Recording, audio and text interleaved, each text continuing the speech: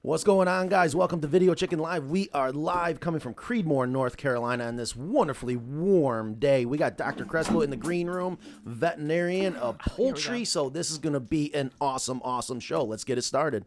Oh, here she comes. It's time for Video Chicken. Don't hit the lights. What is wrong with you? To my left, co-host, chickenista, chicken expert, Kristen. Today is going to be an awesome show. Look at Goosebumps. Coyotes are everywhere. What's going on, Kristen? Oh, I was just getting my chicken poop necklace on. Can I get some? Someone's already pooped. Ingrid's like doing her job. Ask and you may receive. Ingrid is on it. Don't blame it on me. Oxygen is the solution to foul odors.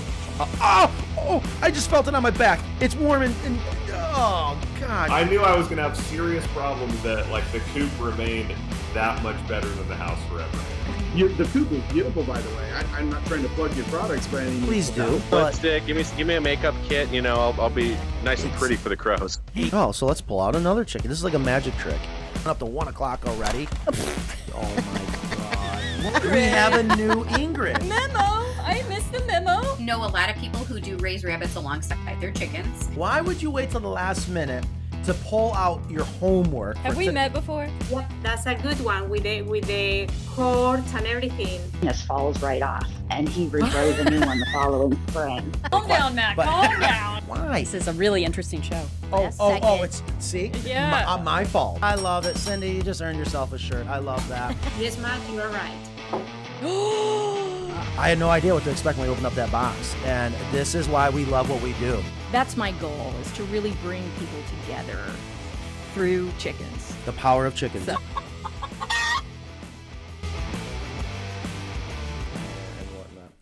There we go. What is going on? 20 people here already. Thank you, Dr. Crespo, who's listening to us right now in the green room. We owe her all the credit. Happy Friday.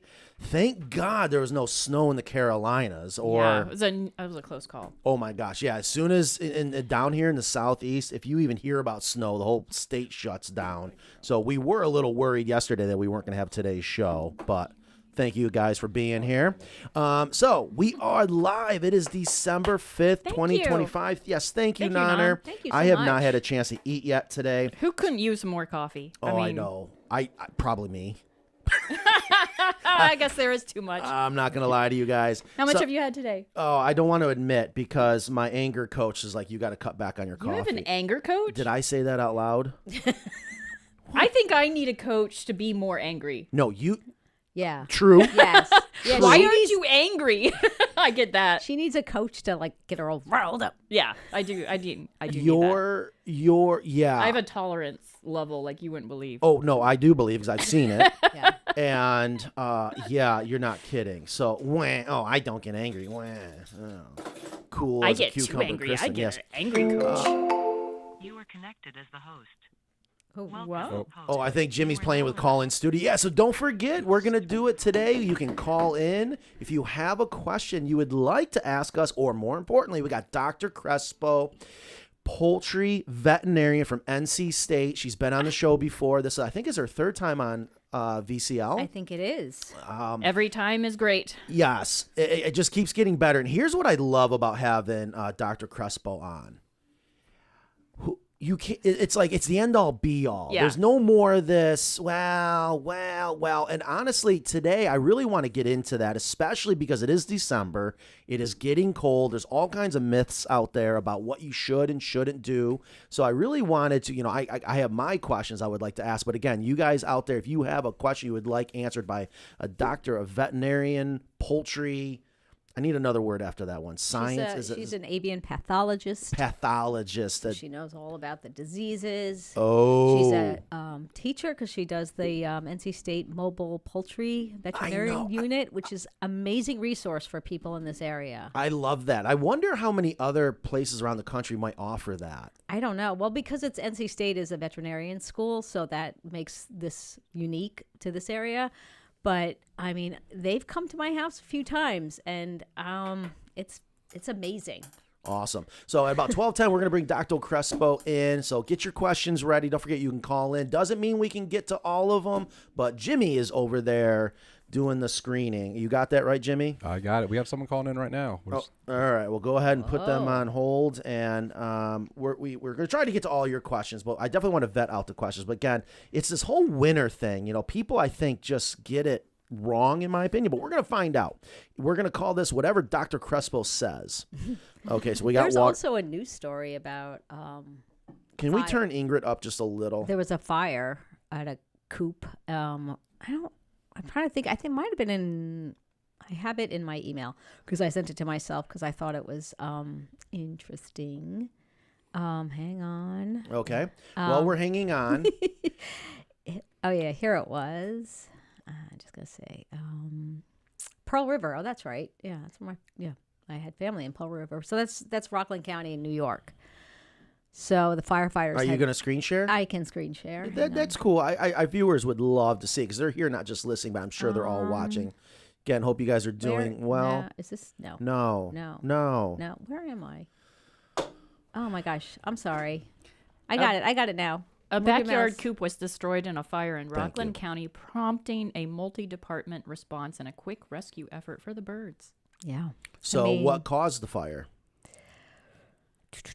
I believe it was a heating element. Imagine that. Mm-hmm. Imagine that. So you didn't read this? You just saw the. I did. There was a Facebook article, but I just sent the link to myself. But yeah, they were trying to heat the coop. Okay, may I? Yes. All right. You may. So firefighters save chickens after coop goes up in flames in Pearl River. All right. So you said that's in Rockland County. So that's up in New York. Yes. Gotcha. Well, there's no snow on the ground.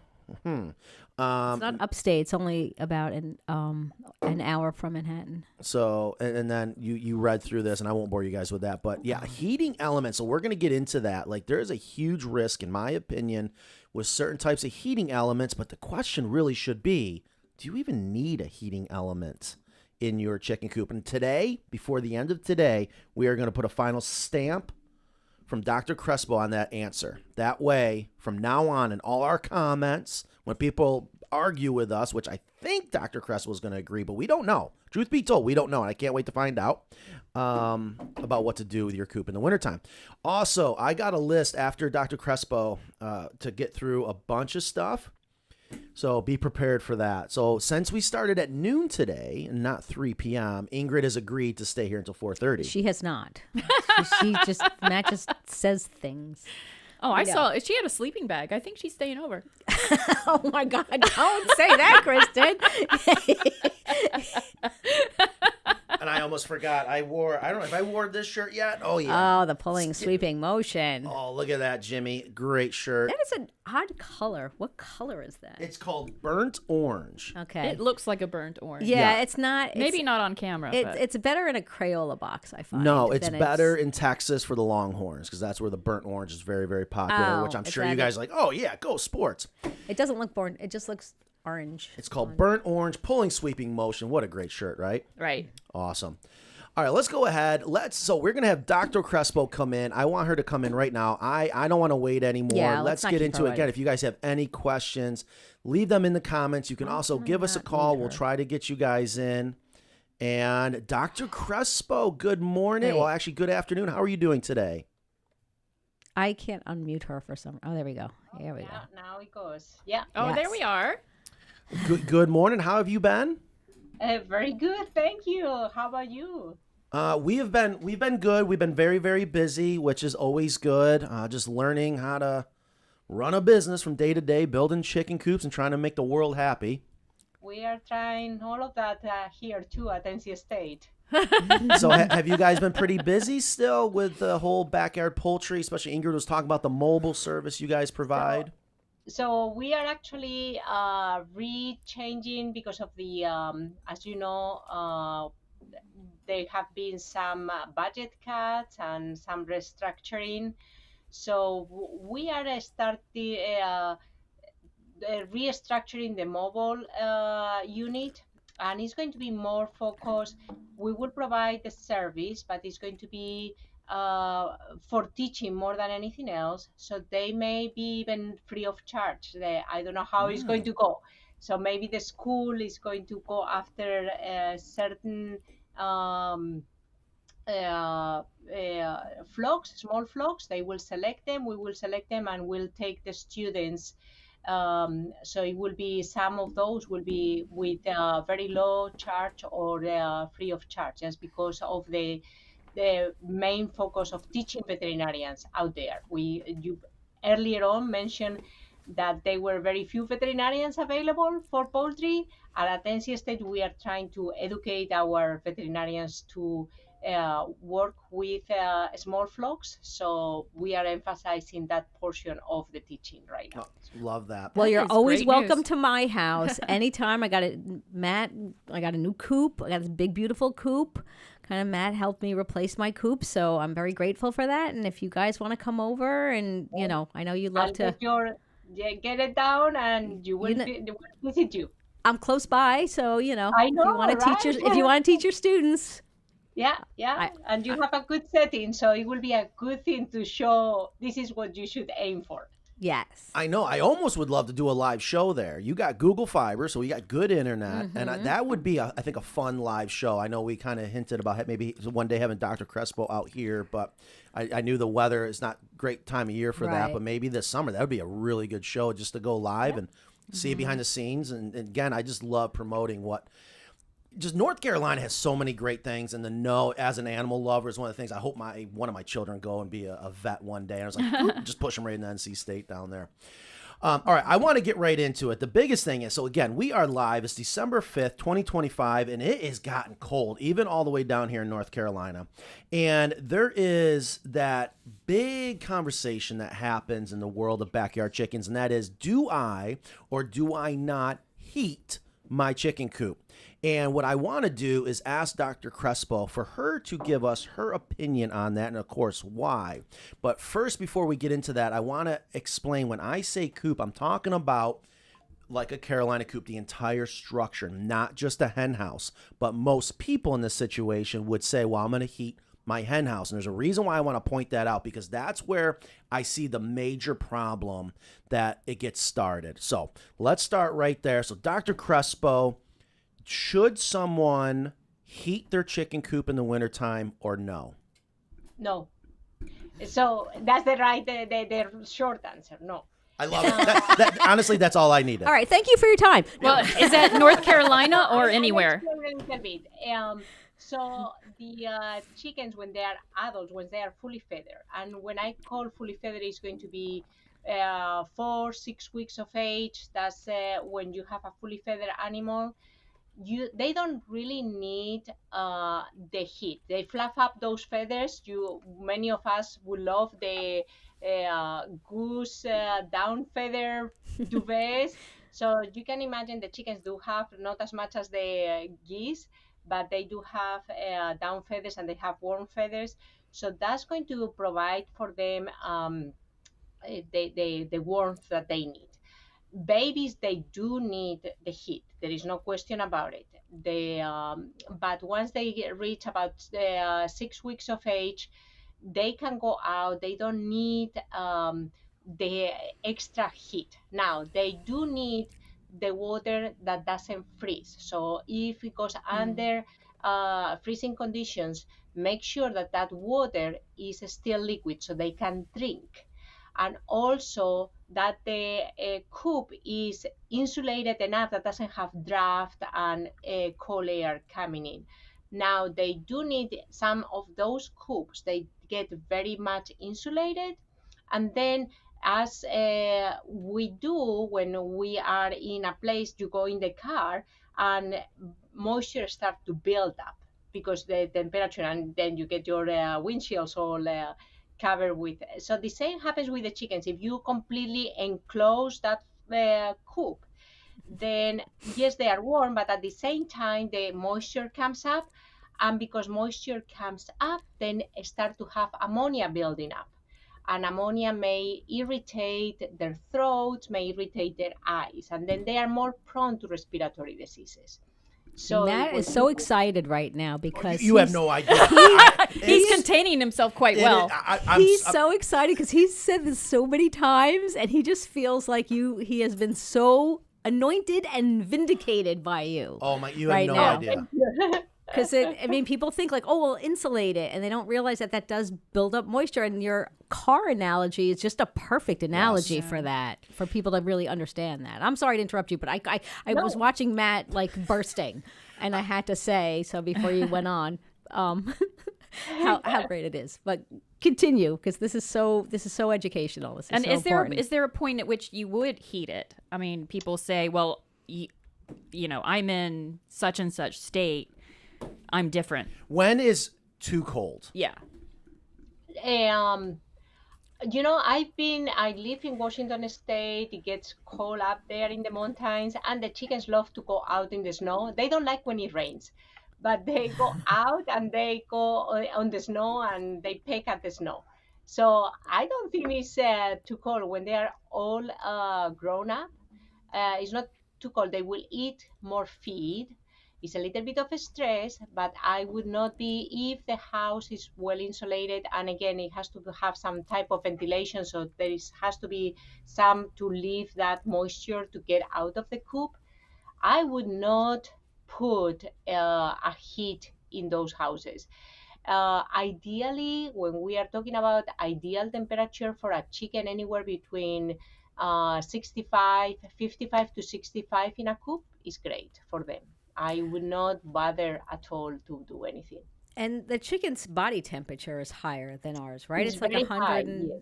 Was it like 109 or something? Is that correct? It's between 104 and 107, yeah. Okay. So it is high. They are not feverish. I am concerned when the body temperature goes down, not when it goes up. Right.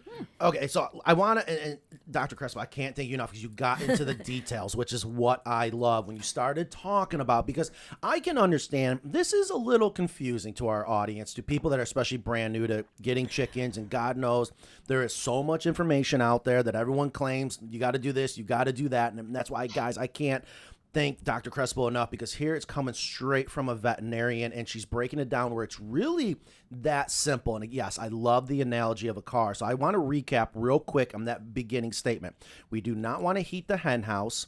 And what happens is, in my opinion, and Dr. Crespo added to it about the ammonia. I never thought about that part, but when we heat a hen house, okay, I see this all the time. They heat the hen house. When we heat it, they do what? They insulate it. And when they insulate it, they trap all that moisture in. Mm-hmm. And what I have learned and seen is by trapping all that moisture on them, they might be fine a little bit during the night. You know, they're nice and comfortable. But this is why I wanted to mention about our coop structure, where you got the hen house and then the run. And we all know chickens need to work, right? So imagine you're in your shower and you just jump outside in the wintertime. Okay, you're going to be really, really cold because now you're cold and wet. And you want your chickens to get down into the run. Do you want them covered with all that moisture?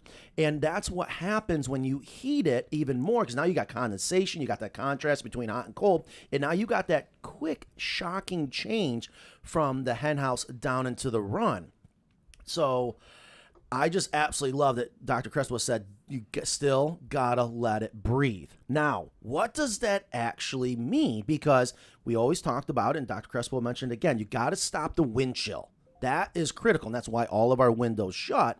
But there is, believe it or not, a certain percentage of transfer or exchange, believe it or not, that these buildings breathe. Even our houses do. And I've seen homes that are so well insulated that they think they did a good job. No, they actually trap so much moisture, they have to cut a hole in the side of their wall and start to let it ventilate. It's kind of the same thing, and that's why I love our chicken coops, is even when you shut all the windows, it still breathes.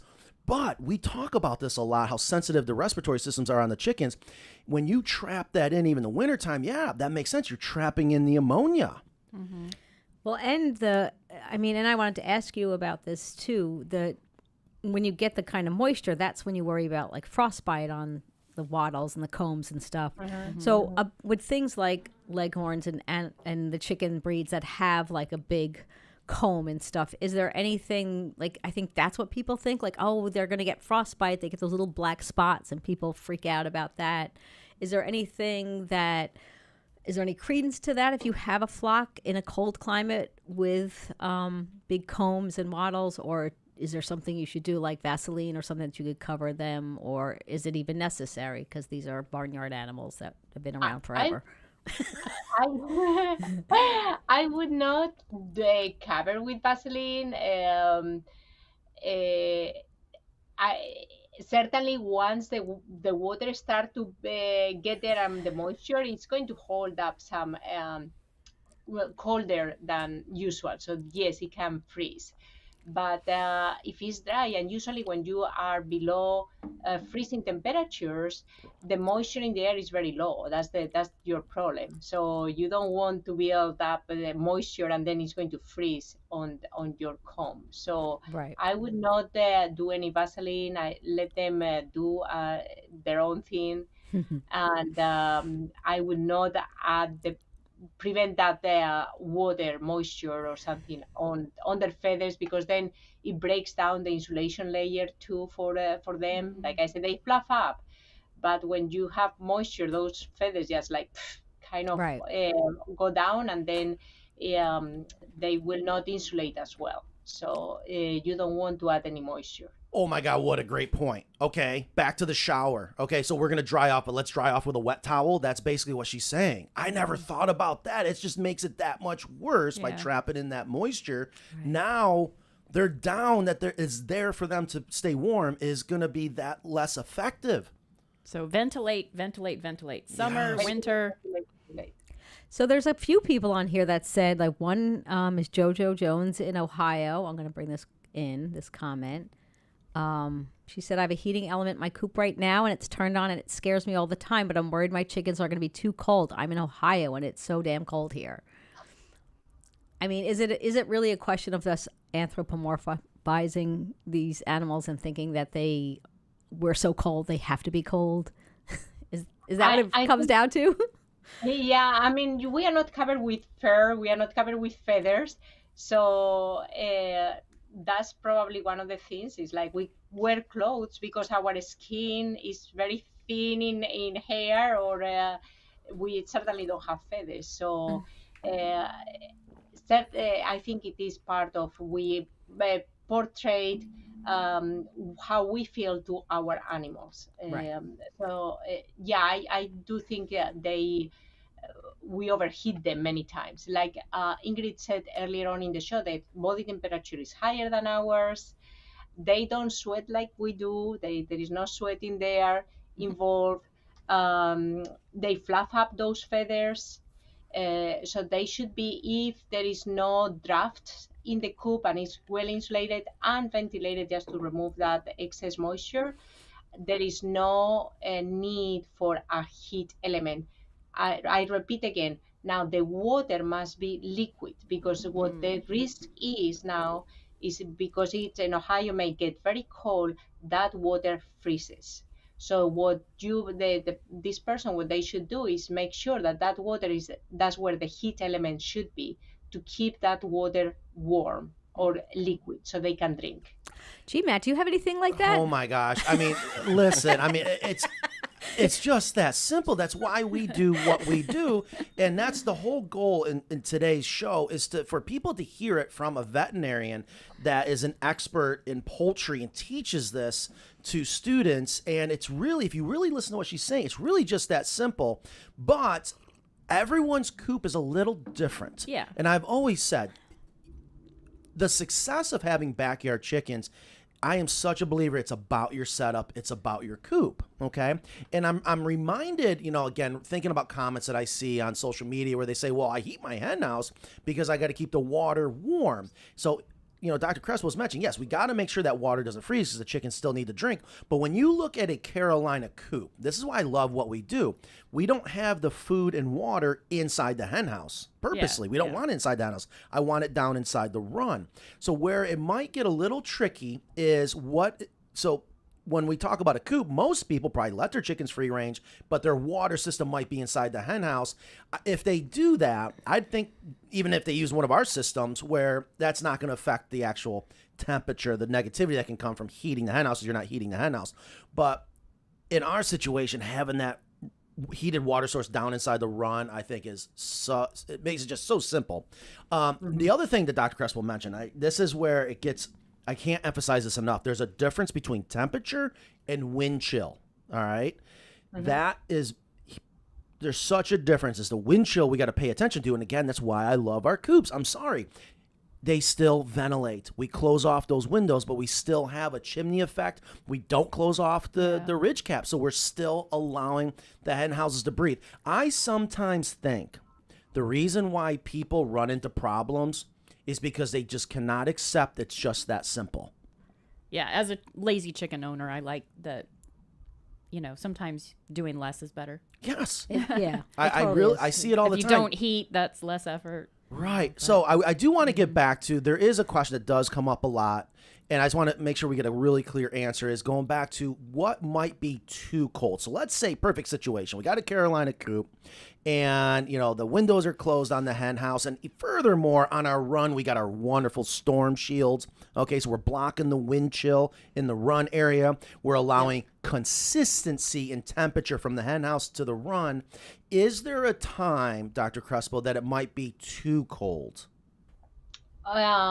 Certainly, of course, if you have like we will be in when you are reaching like minus 10 degrees Celsius, which is what is in Fahrenheit. I don't remember. I don't know the conversion. Let me do this very quickly. That's like a negative 100 Fahrenheit, I think. No, it's not. Isn't that Kelvin? It's no. Don't make it up. Don't tell that to your. I'm going to say that minus 10 Celsius is about 14 degrees Fahrenheit. So when you are getting to the teens Fahrenheit or below that, that's when that's very cold. And then you may want to supplement that heat on those houses. Now, I said broadly, you don't have to heat up, because when the chickens are going to sleep, they will fluff up and they will get closer together. Now, if you have only 2 chickens or 3 chickens, they may generate less heat than if you have 25 chickens or 100 chickens. So you also have to consider that as well. Now Kristen feels vindicated. I have 5. Sorry. So I am saying, as a rule of thumb, if you are in the teens, you just start considering heating up. So go ahead and regardless of how many you have, you heat up, produce some heat on that house. Maybe consider also if you have 3 chickens or 5 chickens there, maybe it has to be a little bit more like into the 20s. So 20 or below, just make sure you start providing some heat. It is stressful for them. They will eat more. This is the time that you can actually spend the time in giving them treats, because they will love those carbs. They need those carbs to generate the heat. So it is possible at that time to give some carbs. But that's what you are going to do. That don't stress them don't stress yourself. We are in the Carolinas here. I wouldn't recommend heating in the coop. Now, Ohio, Midwest, even in Alaska, some people may consider using some heat sources. But I've seen even in Alaska, some people don't even heat their houses. They just insulate well those houses. And if they have, like I said, like 20 chickens, they fluffed up. They get together, they spend more feed, they lay fewer eggs because they have to use that energy to heat their bodies, but they will survive the winter. Okay, so I see the comments coming in now. So this is what I was hoping to get to, because again, we get this question all the time. I'm also originally from upstate New York, where even this morning I checked the temperature up there last night. It was 9 degrees, so that's well below the 14 degrees Fahrenheit. And I know when we had chickens up there, we never heated the hen house, and most people don't. But again, we blocked the wind chill. However, I can see the comments already now later on when people are watching the show going, wait a minute, well, we just contradicted ourselves. So I want to make sure we're crystal clear. If we do get down into the teens, are we talking about that's the high for the day, or are we talking about if it gets down to that for a low at night? So let's say 10 degrees below that 14 degrees Fahrenheit. Are we talking about that's going to be the high for the day? That's when it's too cold, or if it gets down that's the high of the day. Yeah, that will be the high of the day. Okay, see Yeah. what I mean? Now here we Yeah, go. that's different. Boy, my Because- keyboard warriors. I see them right now. Oh, delete. Well, yeah, because when they sleep, they are like huddled together, and they do. I mean, I only have 8, so but still, it's a small enough thing that I think that they generate enough heat. And I mean, like you said, you went in upstate New York. For decades without heating. So here is what I propose to everyone, so they can feel maybe more comfortable how their coop is. They sell these digital loggers, and you can actually record the temperature in the coop every 5 minutes if they want to. So they can go and actually go and then download the information. They can even hook up to their telephone to see how it is. So they don't have, and they're inexpensive. They are like $20 the logger. You can buy a logger for $20. Just put it in the house, see how low it goes, and then make a decision later on based on that. Because people don't realize that once that coop is closed at night and the chickens are in, it's going to be warmer. Like I have a flock of 300 turkeys. And my problem was actually to get the humidity down. I had no heat in that house, but because it was in a small room that was poorly ventilated with the 300 birds, I could not bring that temperature below 68 degrees, and there was no heat whatsoever. These birds are generating enough heat to warm up that room to 68 degrees. That's awesome. Yeah. So to that point, I love that. That's why I was pointing at you. I was like, all right. So one of my other questions is going to be so what can we do? And this is what I think people should do is like keep it simple, but focus on maybe what I have the answer. It's buy more birds. Yes. So one of them is if you is Sean watching the show? If you need more chickens to be little heaters to help let them do what they're meant to do or what they can do, especially at night, that can help with that. What are some of the other things that people can do to help keep their chickens? And notice the word Dr. Crespo was using is keeping the word stress. Okay, using that word stress down, because we talk a lot about that. Is if we stress chickens, that can cause our problems. So the cold and infecting their respiratory system and their eyes can be very, very stressful for them. What are some of the other things we can do in the wintertime to keep the stress down? I know we've already talked about, blocking the wind chill. You mentioned kicking up the carbs, so that can help.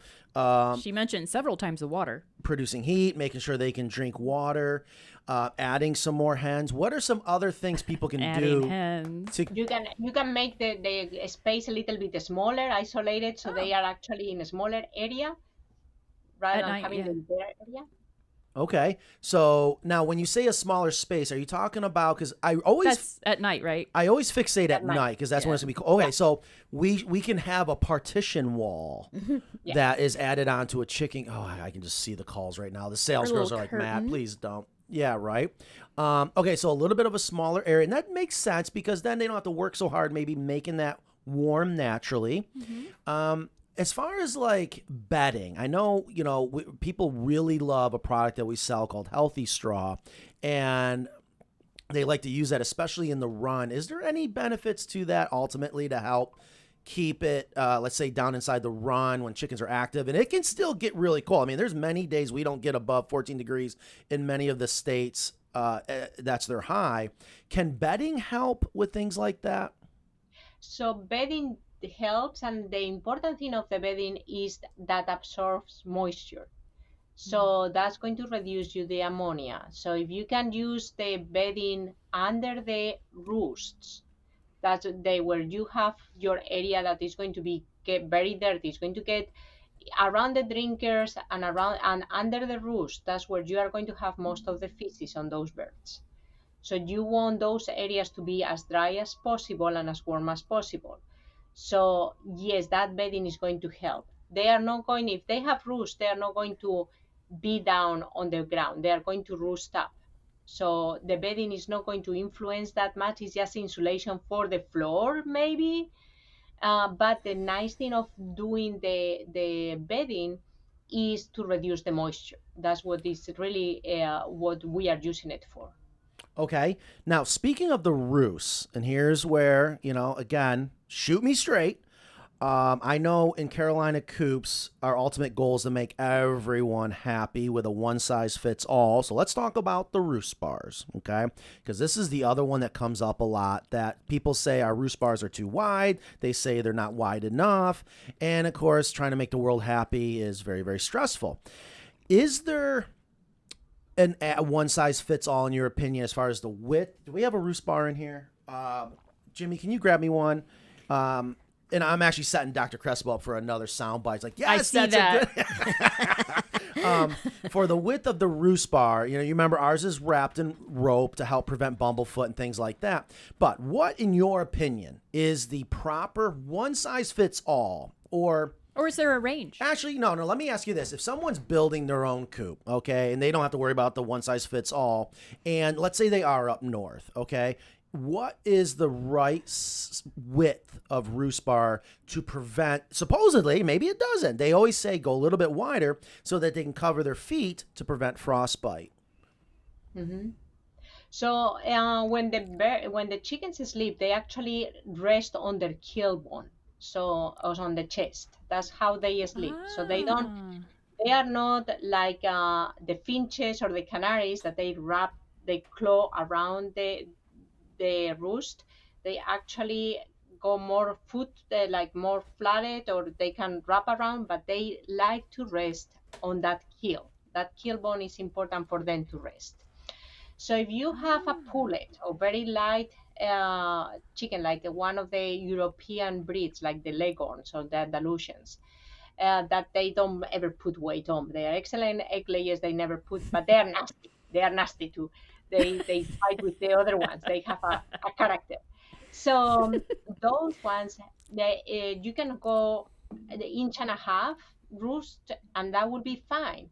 But then if you have a more calm bird, like the Buff Orpingtons, that they tend to put more weight on, or some of the Brahmas that they are a little bit heavier, then you want to go to 2 inches.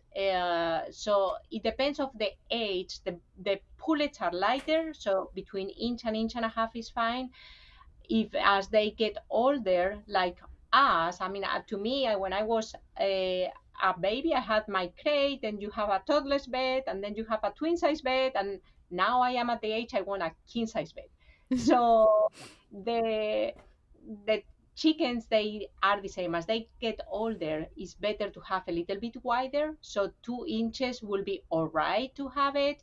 You can have a little bit wider. They don't really need to be wider than the 2 inches, but they can go a little bit wider. Now, if you have silkies, the silkies are not going to roost.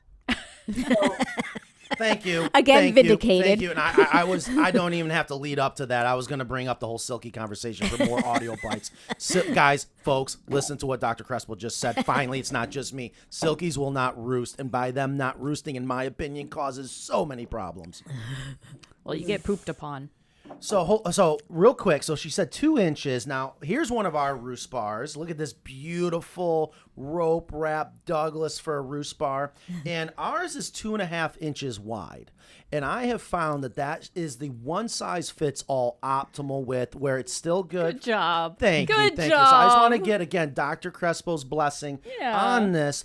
But here's what I try to explain to people is, we're a business providing solutions so anyone can have backyard chickens and keep it easy and make them successful. But it's very difficult to make the best one size fits all for the best price. And so when people call in like, well, that's not the right size, I need 3.5. Well, the beautiful part about us is if that's what you want, I don't think it's necessary, but if that's what you want, you can call us and that's what we can make for you. But I think there's something special to be said about Carolina coops, where not only do we, build big, beautiful coops, we're constantly always trying to make it so that we find that sweet spot. So you don't have to worry about it, and we can back it up like today with Dr. Crespo. So 2.5 inches, even for the larger breeds, like your Brahmas and Cochins, you would say would be happy with a roost bar like this.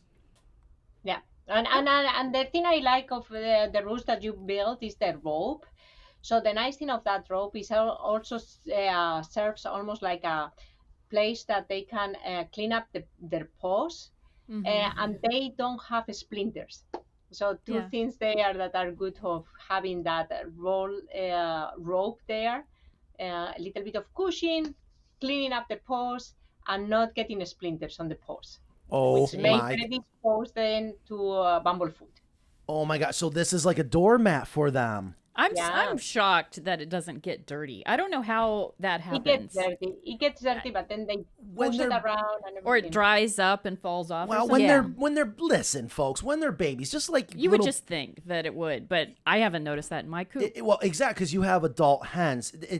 People will clean their roost bars every day, and I just think again that's ridiculous. If you got that kind of time, God bless you. However, this is a chicken coop, and there's gonna be stuff on here. And honestly, I never thought about the importance of the rope, not only to prevent bumblefoot, but it allows them to kind of be like, oh, that feels good, you know, it's like a little cushion, like the cushion, the silk sheets. I'm getting a little uncomfortable. You need to stop doing that. Oh, you don't like the way I'm.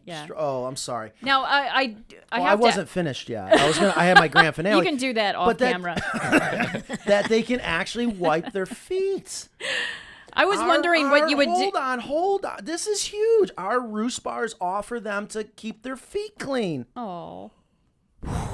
Boom. I was wondering if you have bumblefoot, what can you do, if anything? And do you have to do anything? Because we get that question a lot.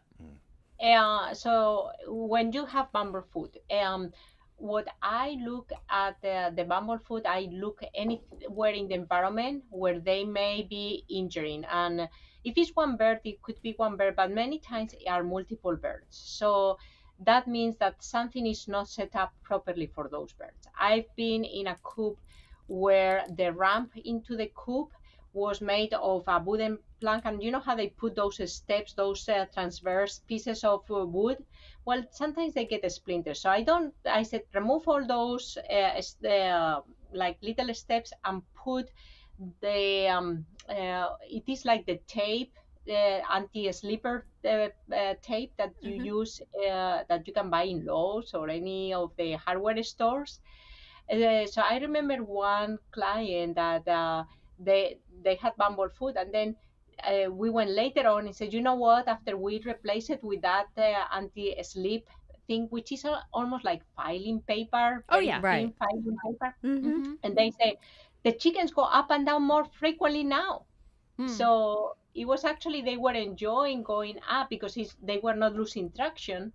And it was also helping them to clean up before they go inside the coop. Oh my gosh. I'm sorry. Hold on. So this is groundbreaking. So what Dr. Crespo is saying is that anti-slip, it's like like large sandpaper.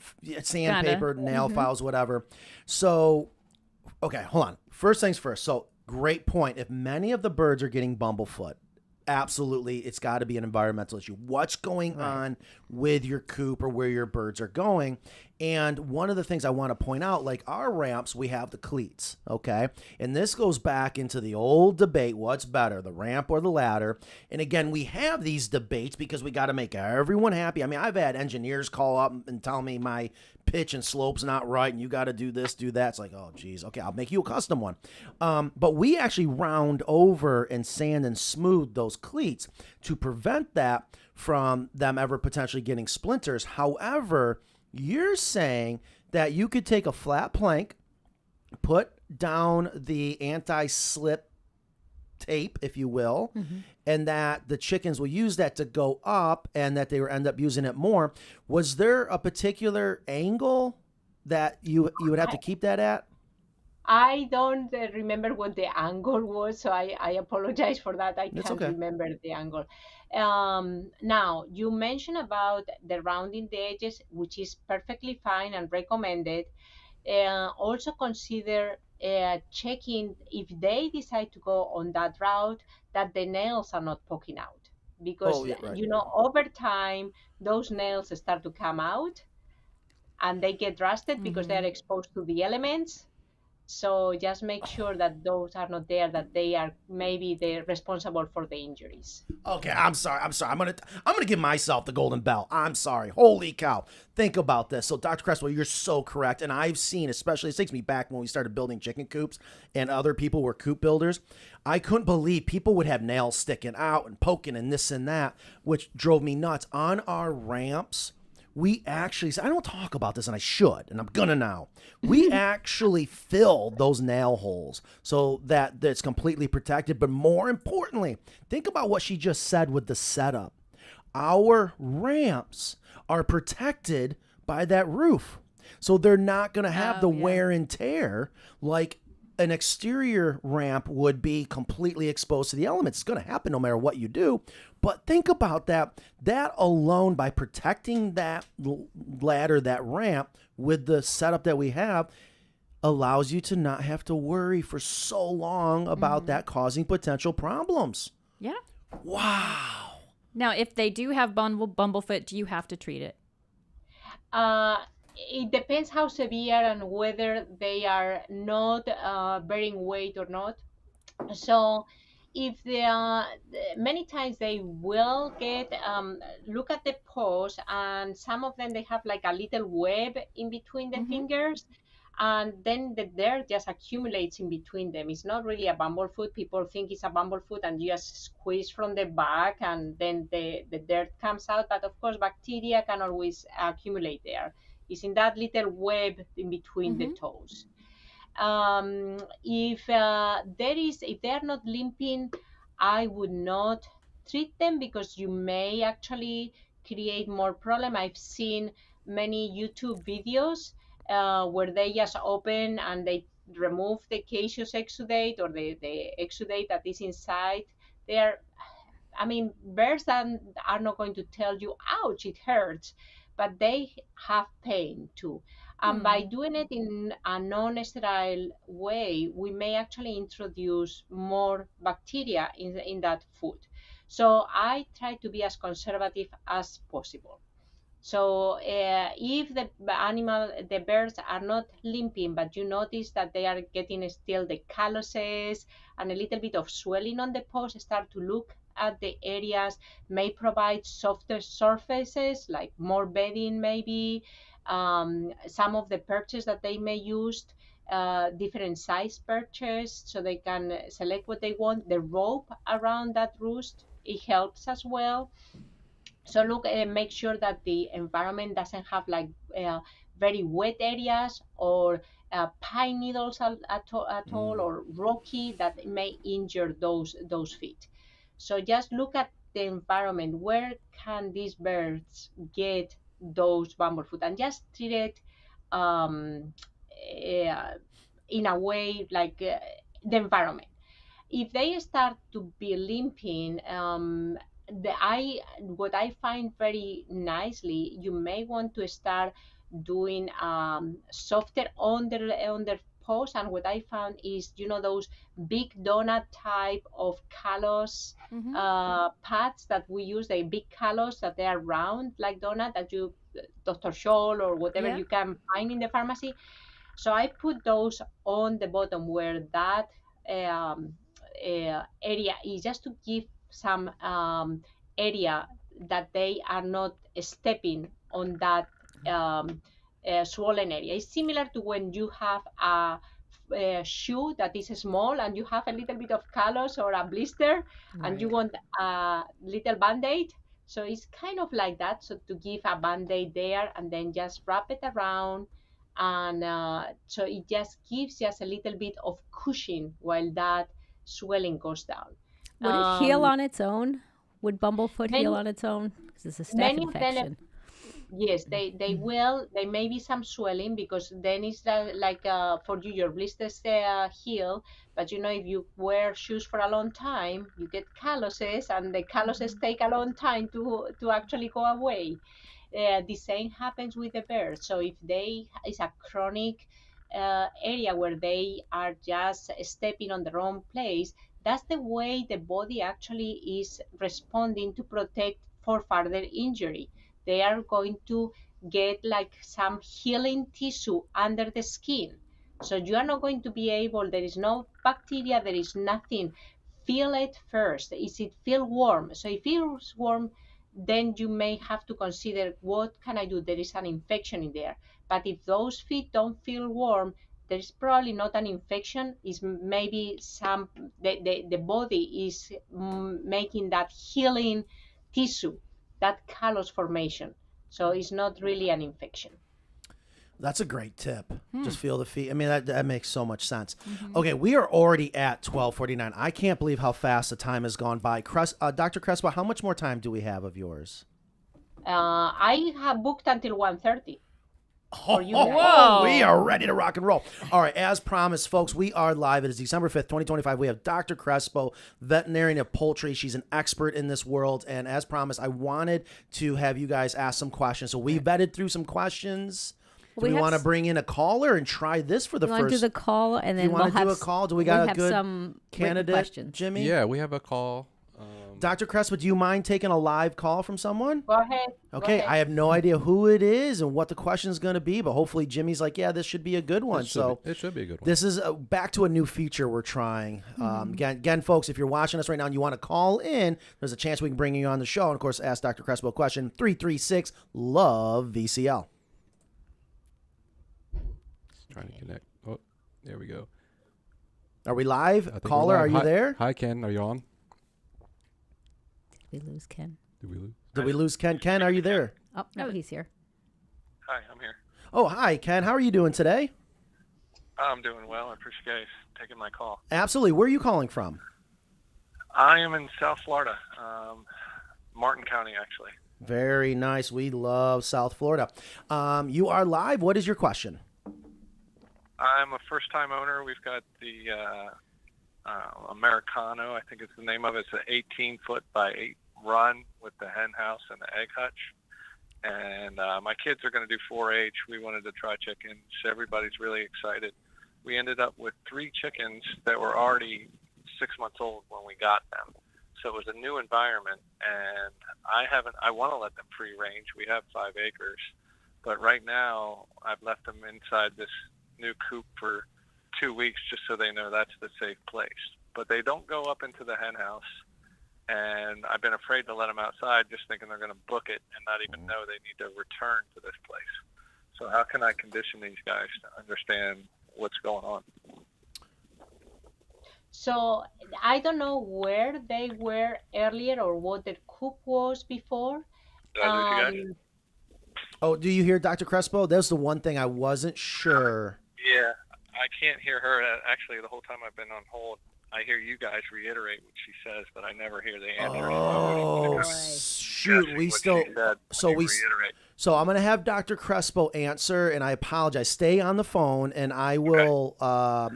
dang it, we got to link something. Something's going on there. But it's 52 minutes in when you listen to the replay for your answer. Yeah. Bookmark that. You reiterate what she says, and I can piece it together. Yeah, absolutely. And actually, this is a common question we get a lot. Oh, yeah. And I love where Dr. Crespo's already going into it because I've made this mistake, and I saw it firsthand to understand if you, I would call it a mistake, but depending on where they were, because Ken mentioned they were 6 months old, so now behaviors have been taught, they're conditioned to a certain thing, and then you show them this Taj Mahal, this beautiful 8x18 American coop. They are going to be like, I don't know what to do yet, but I always talk about trust the instincts of the chickens. Eventually they'll kick in. But Dr. Crespo, I'll let you go ahead and continue that, please. So sometimes what you have to do is actually teach them. They are not familiar with the environment. And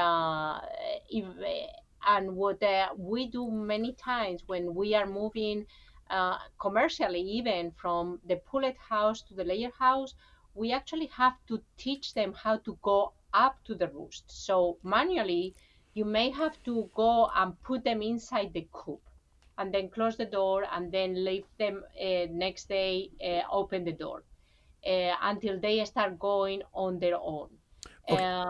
Okay, so real quick, Ken, just so I can. So what she's saying is you do have to teach them, and that is a good point. That, in my opinion, we have definitely had to do that ourselves, where we teach the hens, and I think sometimes that's a way to increase or actually decrease the time that eventually I think they will learn. But if you do want to teach them, what we have always said is to go out there at night. One, it's easier to catch them at night, and then put them on that roost bar at night and let them come down on their own. I think is so important. But Dr. Crespo, tell me if I'm right or wrong. We put them on there at night, close up the doors, let them learn to come down on their own. And my thought is if they learn to come down, they should learn to come back up. Is that correct? Yeah. And one of the things that you may want to try it is, and that this is what people on commercial operations do many times. They play with the lights. So when they want them to go and sleep at night, they start lowering the lights at so keep the lights on, and they as they go up, and then turn off all the lights. So Gotcha. So it's like the moment- Motel 6. We got to leave the lights on. So what Dr. Crespo was saying, sometimes you can, and I've heard that too, and I want to be careful I've because tried that and it works. yeah, where you can have a light come on, but I'm also not saying, I know a lot of people want to keep the eggs producing through the wintertime, which I'm not a huge fan of. If that's what they want to do, that's their prerogative. But we've learned, you have to really have that artificial lighting for a long time for egg production. But in this case, if we're trying to teach them, hey, come up here, just leave the lights on and then eventually let that maybe turn off, and that should help encourage their instincts to go up into the hen house, if I said that correctly. Yeah. Okay, We so should leave the light on. Yeah, well, That forces them to come back up there. yes. Now, I want to get to the other very important point that Ken made in his question is he wants to let them free range. And I think, Ken, you were so smart by not letting them out of that coop until you've seen them show you they know that's home. And one of the ways I know chickens have shown me that they know it's home is they go up on that roost bar at night and also start using the egg box to lay. I think that's also very important because when you do free range, which I'm a huge fan of, you do run the risk, obviously, of predation, but also they might find a better spot. Yeah, a to, tree. Well, not only that, but to lay eggs too. Right. So And yeah, that too, yeah. I would not let them free range until they've learned to go up in their hen house on their own. So that is a great question. I appreciate you calling. And please make sure that they're not sleeping in the egg hutches. Oh yeah, that's another good point. Make sure they're not what? Sleeping in the egg hutches. Because when they're young, sometimes they do sleep on the ground. So that is a transition. Yeah, they haven't even made it in there yet. Yeah, to the roost. And I put them away at night, but and they do make their way down in the morning. Oh, I'll good. just keep putting them away. Yeah, give us some time. They'll learn. What breed of chickens do you have, real quick? Oh, you said Buff Warringtons. okay. Yeah, as long as they're not silkies, you'll be good. yeah, and you've got those kids, so I'm sure that's a fun nightly activity. Awesome, Ken. Thank you so much for calling in. And thank you for waiting. We have some written questions here. All right, yeah, let's go ahead and get into the written questions. Okay. Would you like to read? You want me Yes, to? one of my hens can't use one of her legs. Although she can hop around, no swelling, the foot is getting deformed. Hen is eating fine, acting fine. And that's from Diane. You might need some more info. So my question is, the first thing I ask is, what is the age of that hen, and the vaccination? Because things that they could happen is not just the bumblefoot; it could be something on the muscle, on the bone, or the nerves. So we have to differentiate why this bird cannot use the leg. Is it all fracture that they didn't noticed? Is it some soft tissue, some muscle injury, or is it their nerve damage? So one of the common things in birds that are under a year of age that are not vaccinated against Marek's is Marek's disease. It's a viral disease that they pick it up when they are young, and it takes months until they start showing up clinical signs.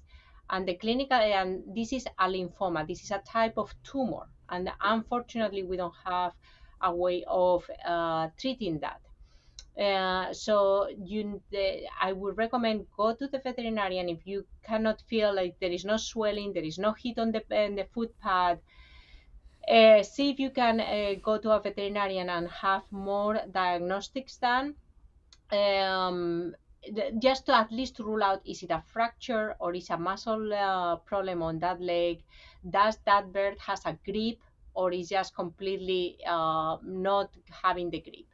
So other things that may have, like which is unlikely, like for instance, some vitamin deficiencies may cause some nerve damage, but of course, being only one bird, I would not suspect on a nutritional problem. I will be looking more into other conditions that may happen.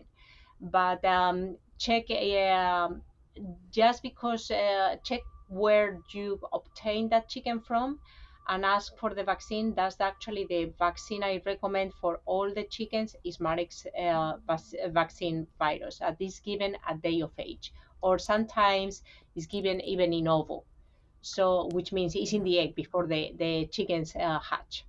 So if that's not it and your chicken is about a year of age or a little bit younger, consider that maybe that will be going up the possibilities there. Yeah.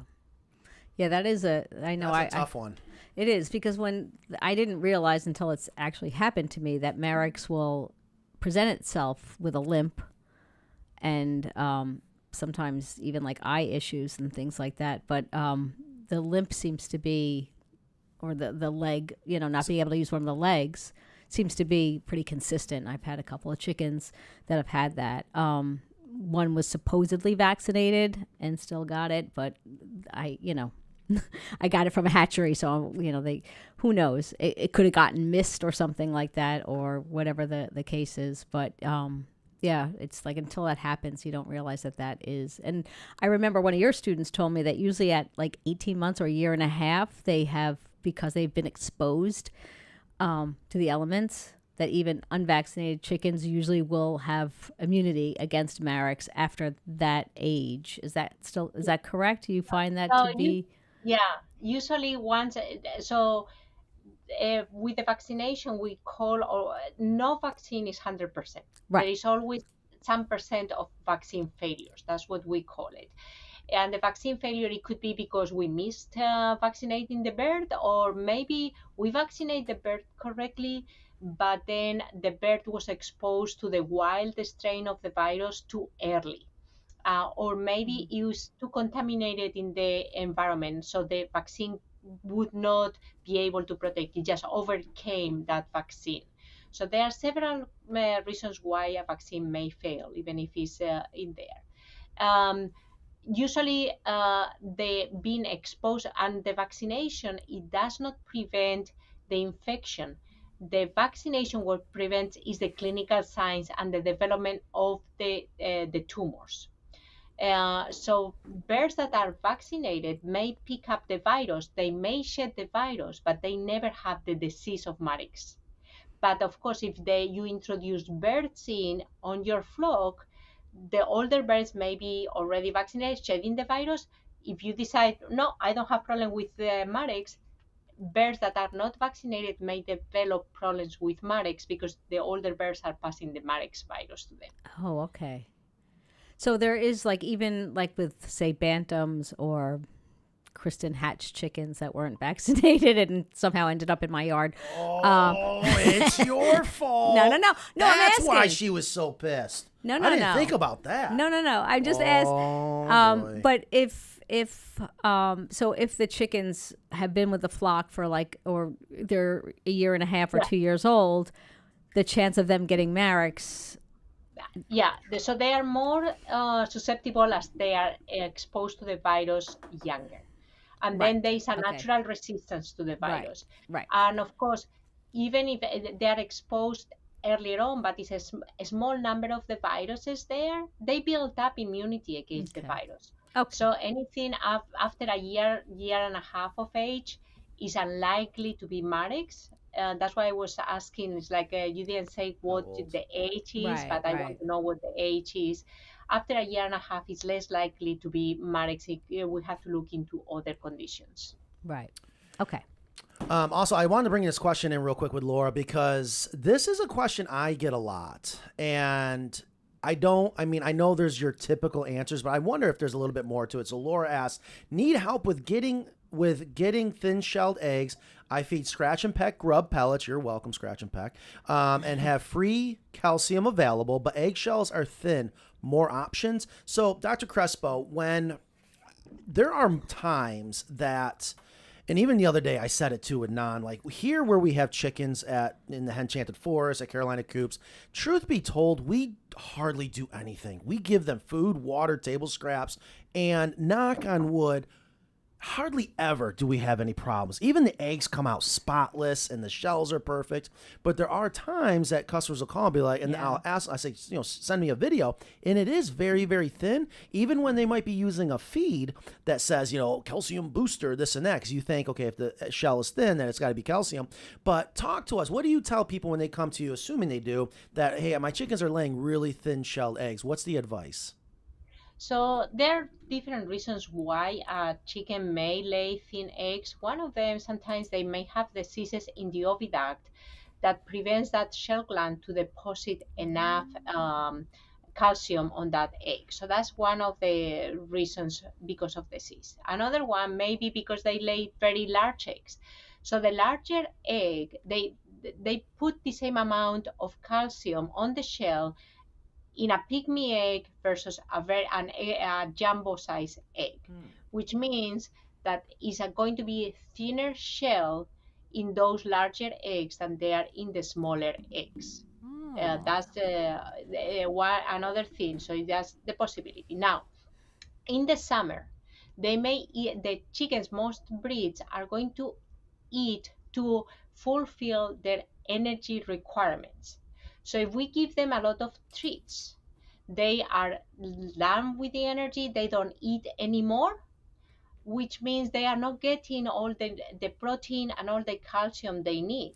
They are just getting there, like, I'm done, I don't want. So in the summer, we want to feed them maybe later on in the day or in the cooler or very early in the morning. That's where I prefer, very early in the morning, so they can start building up that egg. I like to give them also the oyster shell on a different bowl, separate and always available, because they will go to the oyster shell later at night, just before they go to sleep. They actually build up that shell at night. That's where so normally a chicken will lay eggs early in the morning, but that shell inside the hen is going to be built up during the night. So they need that calcium available at night.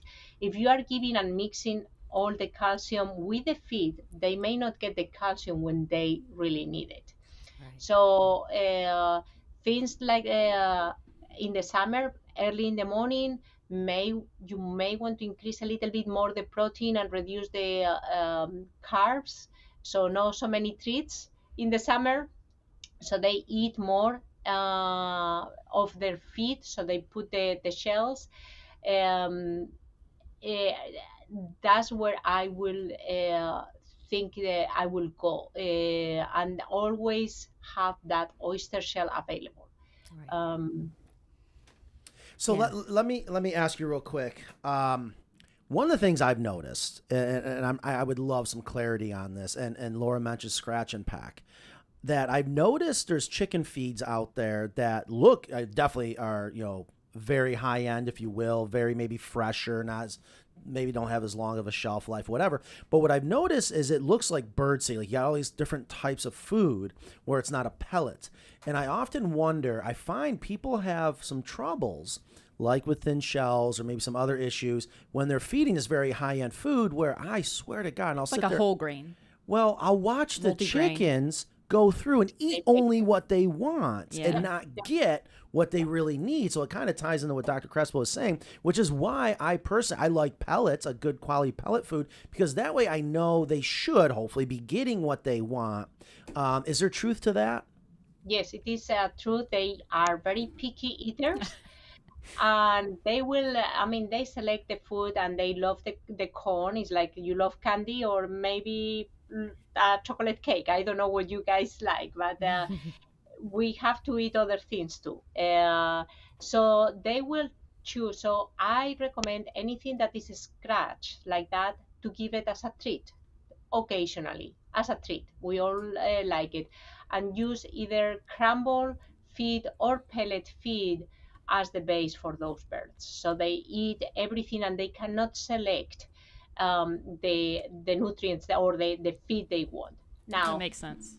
Another thing that with the scratch food is in the bag, it may be high quality. I am not saying it's not high quality. It's completely high quality. And they give you the label with everything. And at the bottom they tell you some vitamin, minerals added, blah blah blah. Those things that are added are powder. When you put that bag and you store it, that powder with all those vitamins and minerals, they start to trickle down between the seeds and they get at the bottom of the bag. So even though the bag is balanced diet, what they receive is not balanced because some of those has trickled down and just been on the bottom of the bag, and then you go and they select what they want to eat. That is even. So I knew it. I knew it. That just reminded me. I have not had cereal since I was a kid, but what was one of the best parts about cereal? You eat all the cereal. What's at the bottom of that bowl with a little leftover milk? Sugar. Yeah. It's almost kind of the same thing, but different. So as far as the thin shell, do you think in Laura's situation, again, I'm not trying to beat up Scratch and Peck or anything like that. I just know what I've seen is when you have that all mixed out, they're going to eat what they want. But when I have a thin shell chicken, it seems to be the same chicken, like one out of the flock. Could there be one that just, well, she said like one with the ovaries. Yeah, one may have a physical defect, or maybe one's not eating his vegetables because I mean, it could be at the, like I said earlier, it may be something in that oviduct that is sick and is not forming the shell gland is not forming the calcium. Right, and if it's like a chicken that's like a big layer, that could happen at like 3 years old.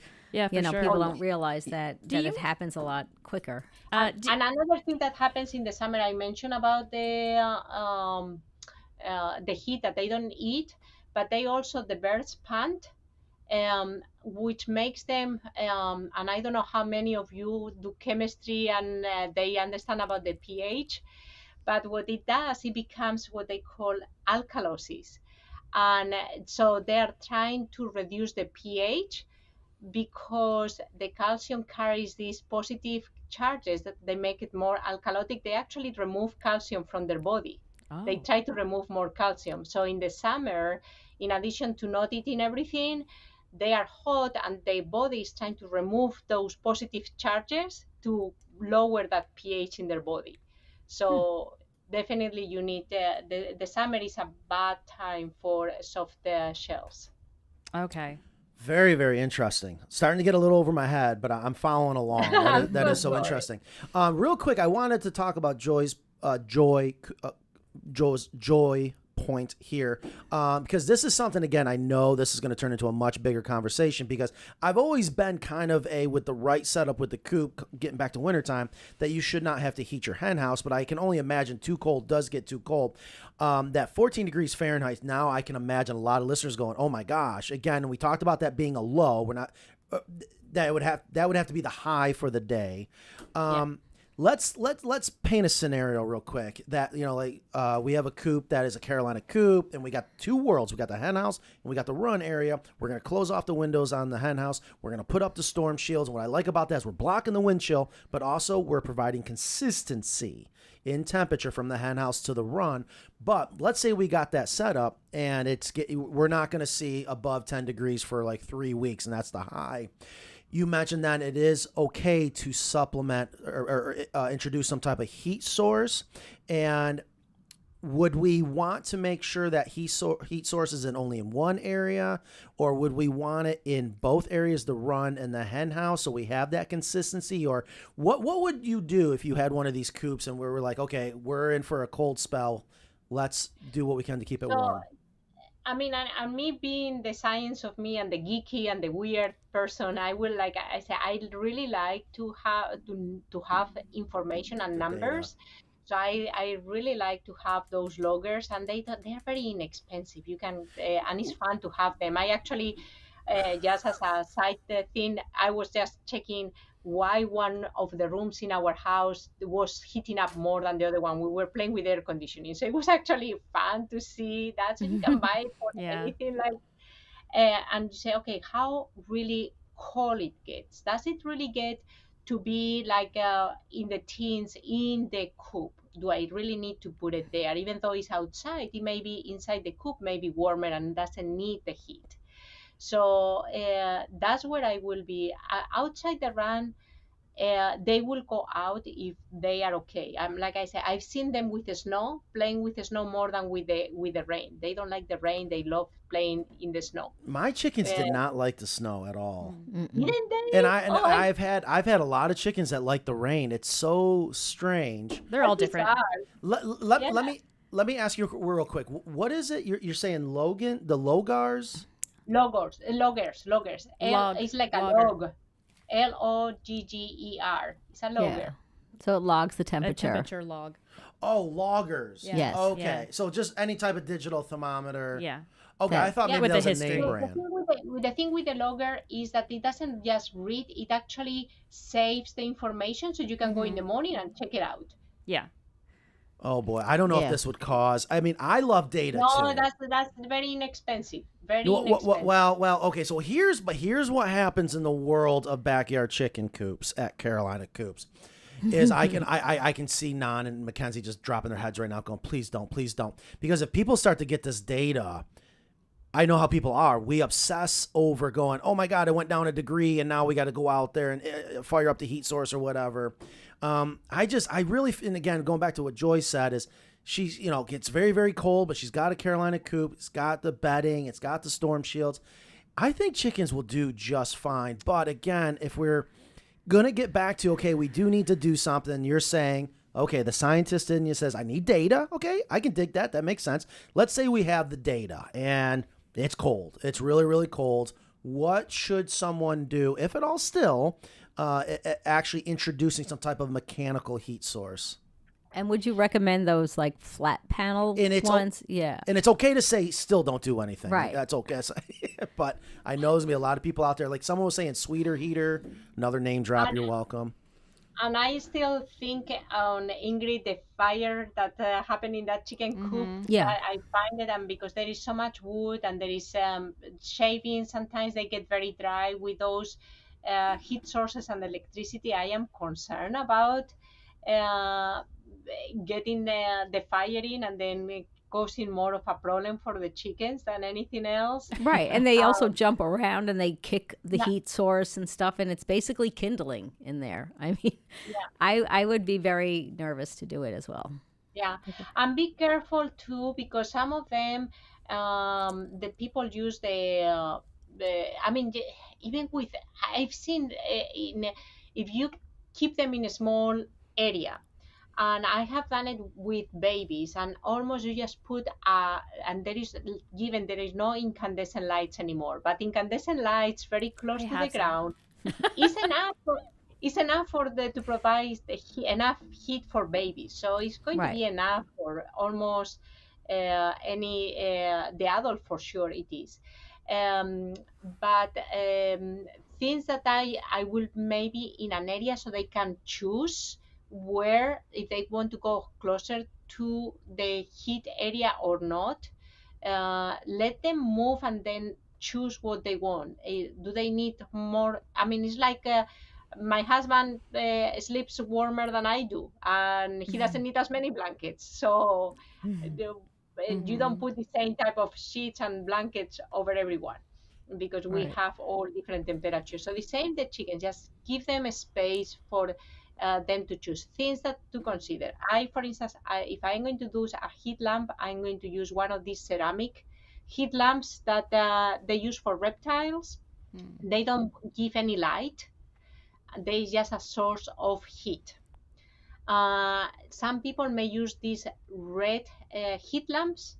Be careful with those red heat lamps, that it's not in the label. Sometimes they say not for chickens, or they may say restaurant standard. Do not use those, because if it's restaurant standard, which means is that heat lamp has a cover of Teflon, and the Teflon, when it overheats, is toxic for the chicken. So you put that Teflon, that red heat lamp in, and then the birds will die overnight, and then you come to your chicken coop and they are dead. So be very careful with those red heating lamps. All right, Just make if I sure- can pause you real quick, because I hope everyone's mind is blowing right now. Like, who knew that? But I want to make sure I'm understanding completely. So, because we've all been to the diners and restaurants, you see the food that gets served, you got the heat lamps that keep it warm, and you got those, what I always assume would be called an infrared heat lamp. And of course, we see a lot of infrared heat lamps. I used to use them for my reptiles and whatnot that are also red. And you mentioned if it does say or doesn't say for chickens in the beginning of that statement. I wanted to kind of go back a little bit to that. Which bulb is it, if we're going to choose one, which I'm not a fan of it, but let's say we are, to use that doesn't have the Teflon? That's correct. And they won't say it has Teflon. It will say either not suitable for chickens or some wording like that. Not suitable It'll for- say not suitable for chickens. Yeah, or the other wording that they use, they will say restaurant standard. Okay. Restaurant standard. Wow. So do not use the restaurant Did you know that one? No. No. You're welcome, folks. Is that not amazing? What a way to spend a Friday learning that. Oh my gosh, I love that. So we are coming up to 1:20. We only got 10 more minutes with Dr. Crespo. Dr. Crespo, I can't thank you enough for your time. I would love to do this more. I know my audience probably would love it. This is just so extremely helpful. Because here's the other thing. We had some teachers from New York City that hopefully we're going to be donating a coop to at a school. Nice. And she said something in the video when they're showing me their existing coop that we hopefully will replace. She goes, Matt, we just really, really want to hear from you because you're not one of those people on TikTok pretending you know everything. And you work so hard really trying to find out the truth and explain it. And that just meant the world to me because like that is literally what, part of the brand of Carolina Coops. And Dr. Crespo, you're such a huge part of that and can't thank you enough for offering that to our audience. And I would like to ask, is there anything that you see, anything you want to share? Like anything that you see out there in the field with people, you see a common mistake? May I? Or something that you'd like people to know? May I? And I did bring up Bruce's question. I do need to get to that. But if I may, it's funny that you're asking is your that. Show. Oh, thank you. So what is the most common mistake you've been seeing with people with backyard chickens? Do you want to just rephrase my question? Well, but I think he just did. That was I have proof right here. That was number one. What is the most common mistake? Your phone says blah, blah, blah, blah, blah. Running out of time. So one of the biggest mistake I find is the height of the feeders and drinkers. They are too low. So I don't want them to be low because I don't want the birds throwing away feed. That's going to attract rodents. It's going to attract some other animals that they will eat the food, the squirrels and everything. We don't want that.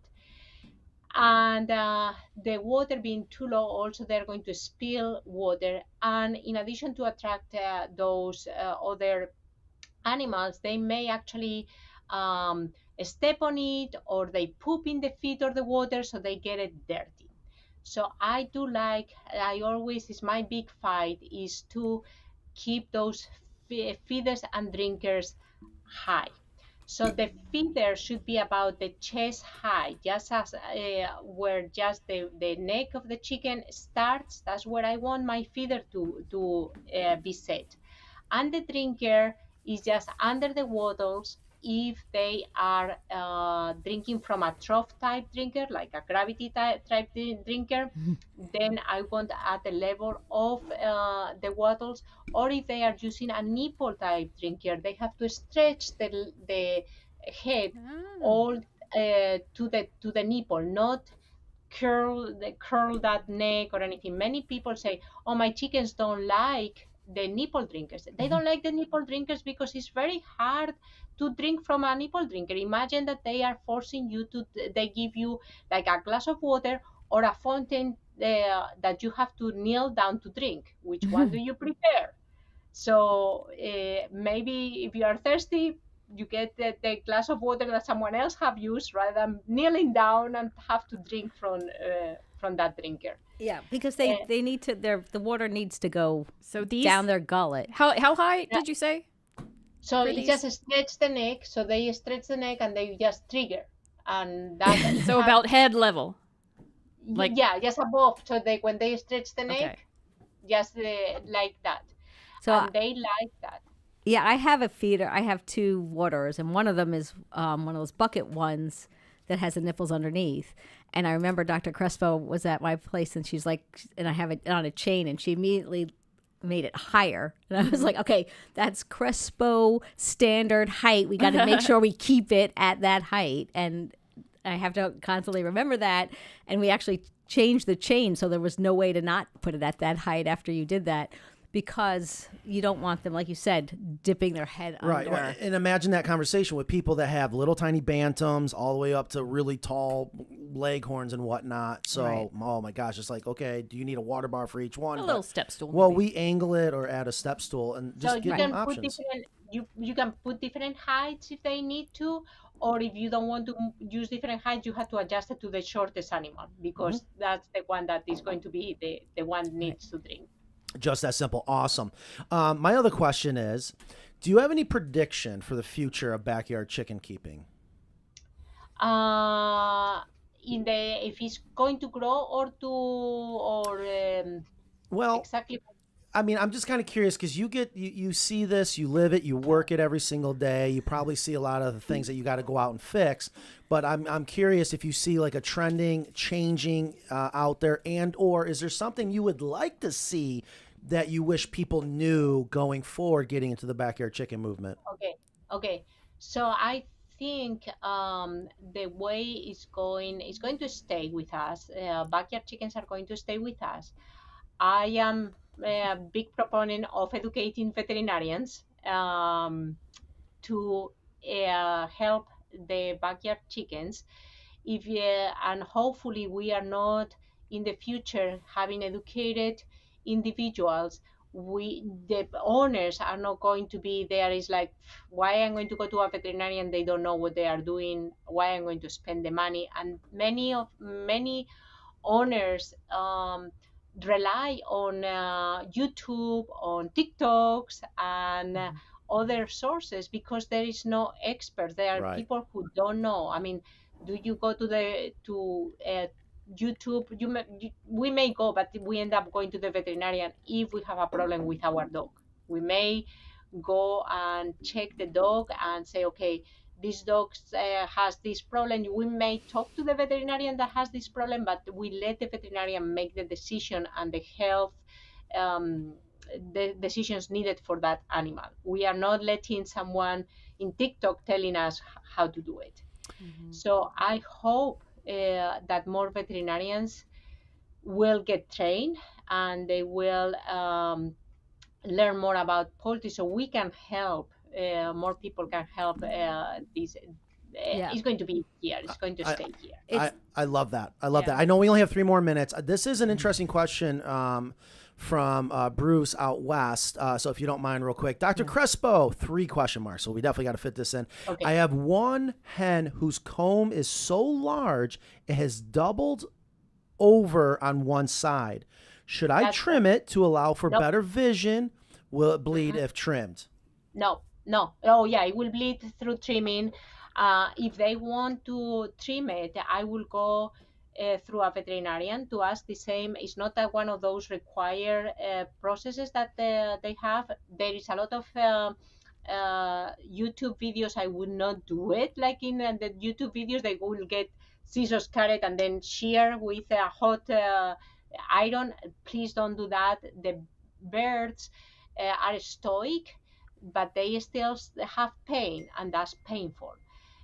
So I would rather have a veterinarian that will do it in an sterile form and avoiding pain or preventing pain on that bird. So certainly there are some breeds of chickens that they do have those big combs and they go over the side. That's normal of their breed. It's like dogs that have long ears, and people don't like that. So chickens, some of them are like that. Now, some people, the Polish hens and the silkies, they may have these tufts of hair, of feathers over, and they cover their eyes. In that sense, you don't have to cut them. You can actually use like the painter's tape and put those feathers stack up together. Because the thing is, this polish, because they don't see, they make it, and they are not aggressive as other breeds. They get pecked by other chickens in the flock. So give them a chance to see where they are coming and run away. That's so funny. Painter's tape. I love it. Dr. Crespo, thank you so much for being here. You Thank are an you. all-star. Blessing to have you, especially so close to us, and hopefully we can do this again soon. I will look forward to see you again and chatting with you. I enjoy it every time. Awesome. thank you, you. Dr. Crespo. Have a good day. Thank you. That was so informative. No. She's the best. I That is- I mean, learn that is- something every time. Oh my God, that is just gold. Yeah. I know. I just found out I'm feeding my chickens the wrong things. Well, I told you that. Like we could go on and on. Like it's she's just, so good. And she kind of, it was not the answer I was expecting at the end, where she said, we just need to keep educating people more. Because can you turn my headphones up just a little bit, please? I see that becoming such a problem just in society in general, where it's fascinating where we get our information and how it's delivered to us now with algorithms. It's causing so many problems, not just in. Oh my God, you see my hands turn yellow? Please tell me you guys are seeing that. No. Yeah, right. Okay, thank you. Well, I think that the thing is too is that there's a lot of places, like we're very lucky here, but there are a lot of places in the country where you can't get access to a poultry vet. Right. Right. So we you need can to afford take it. we need to take They're video, expensive. We need to take Video Chicken Live to the next level and literally have that as often as possible. Like that was thank you. That was just absolutely gold there. All right, I do got a lot to get through. I need to know if Bruce is still listening because I need to talk to Bruce. And I joked the other day. I was like, well, he'll be there for VCL because we sent out a message. I don't know if you did respond. All right, so Bruce, hopefully you're good to go. I didn't want to cause confusion, and it is something I wanted to talk about today, real quick. Oh, this is Matt's. Well, there's a lot I need to go Matt's over. rant. We need to have like a little sound clip for that. I know. Matt's rant. Is it going to be like this kind of? No.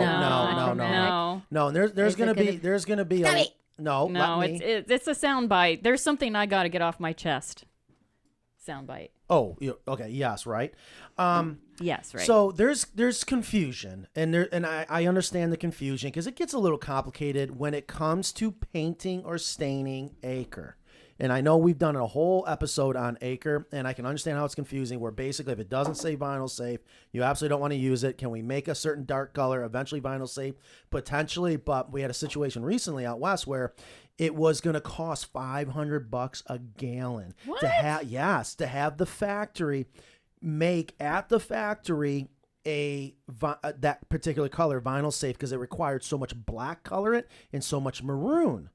So I kind of stepped back and I said, let me watch what my team comes up with. And then I did get involved, and I think I proved my points, didn't I? But, one of the solutions still can be, and I'm okay with this, and I think this is probably what Bruce chose, and it would save you some money, and I'm going to get in trouble, if we are adamant about that color, and who would want to spend $500 a gallon? That's insane. We've had customers do it, but I wouldn't want to. Nothing's wrong with going back to the old BCX in this particular situation. And I only mean that in a custom situation. And that's plywood. That's the plywood. Now, it's nowhere nearly as good as Acre, but it is what we use for years. It is meant for that. You can get away with it. But, there are solutions out there. So I just wanted to make sure Bruce was taken care of. Because I even called, and Evan's like, there's no way he's going to answer. Because I guess it's really hard for his cell signal. So wanted to make sure we talked about that. But more importantly, something came up also recently. And Non, if you're listening, I'm not sure if we got permission to use these pictures. And I thank you folks for who we have not yet. Okay, so I'm not going to. But let's just say, do we not have a conversion chart for healthy straw usage? Yeah, it's on the website. It is on the website. Can we please bring that up on the website? Yes, sir. Please, thank you. Oh. Oh, you got to I waited 8 years. Oh, that's not true. 8 years for Ingrid to say. We had someone recently chime in to us. A customer said, I do not like healthy straw. We're like, what? Who in the world would not like healthy straw? Blasphemous. So me being me, it's like, okay, let's talk. Let's take a look at it. What's going on? Because we know how great healthy straw is. And what we found out was it was not used correctly. So my first question is, you know me, let's send look. a picture. Well, yeah, true. Yep, she sent pictures in, and that's how we knew it wasn't used correctly. So the next step is, did we do everything we could do so that the customer knows how to use this correctly? So all right, so you're sharing the screen. Conversion, 3 cubic feet. Packaging expands up to 10 to 12. Can you turn my headphones up a little bit more? It's driving me nuts. I'm probably yelling because I don't hear myself. 3 cubic feet, perfect, right there. 3 cubic foot package expands up to 10 to 12 cubic feet. Each bag weighs about 25 to 28 pounds. Now, can you click on me? It's easier if you click on this window down here. No, down, right there. Click on that. Just click anywhere. What do you want me to do with it? Okay. What'd you do? Oh, he always says that. Whenever he messes up, what'd you do? Well, normally I can see me, but okay. Well, we're just going to do this. All right, so no, that's not going to help either. Here, you want me to make it so roll up there so you can see the square foot conversion? I want to see the square foot conversion. Where is it? Roll up. Scroll up. I'll do it. Never mind. Oh, you're killing me. You're killing me. That's scrolling down. All right. All right. 2 inches equals 100 square foot. 4 inches equals 50 square foot. 6 inches, 35 square feet. The point is, if you want healthy straw to do the job we want it to do, I would not recommend going any thinner than 2 inches. Mm-hmm. Spreading it out where there is a piece of straw 4 inches from each other is not going to work. I apologize. So I wanted to verify that we're not misleading people. We have videos and videos and videos and pictures after pictures showing here's the right way to put in healthy straw, especially after what Dr. Crespo said today. It is wintertime, and we absolutely love healthy straw down in the run to help just... It was very sparse. Yeah. Exactly. Right there. I mean, there's a good example of what the healthy straw should look like, but also by keeping that moisture down is so important. So I just wanted kind of a public service announcement about healthy straw. Yeah, you do want to keep it, the moisture. Heated water systems. How are the phone calls? How's the troubleshooting calls out there in the office recently? Because I haven't heard a lot of complaints, and I did self-produce my own video, edited my own video. Oh, how nice. If you have a heated water system and you're having trouble with it, you can always give us a call. Always give us a call. But I finally got around to making a video of do this, no matter what, before winter. So we're well in the winter now, to show what we need to do to make sure the system works properly. I even had a customer the other day. His system failed because they didn't plug it in. They didn't know to plug it in. That's what I did last winter. So stupid. You might also have to, I had to set my heated, because I went out there one night and I was like, wait, why am I not hearing this? And then I put the heated in the freezer. The heated or the de-icer?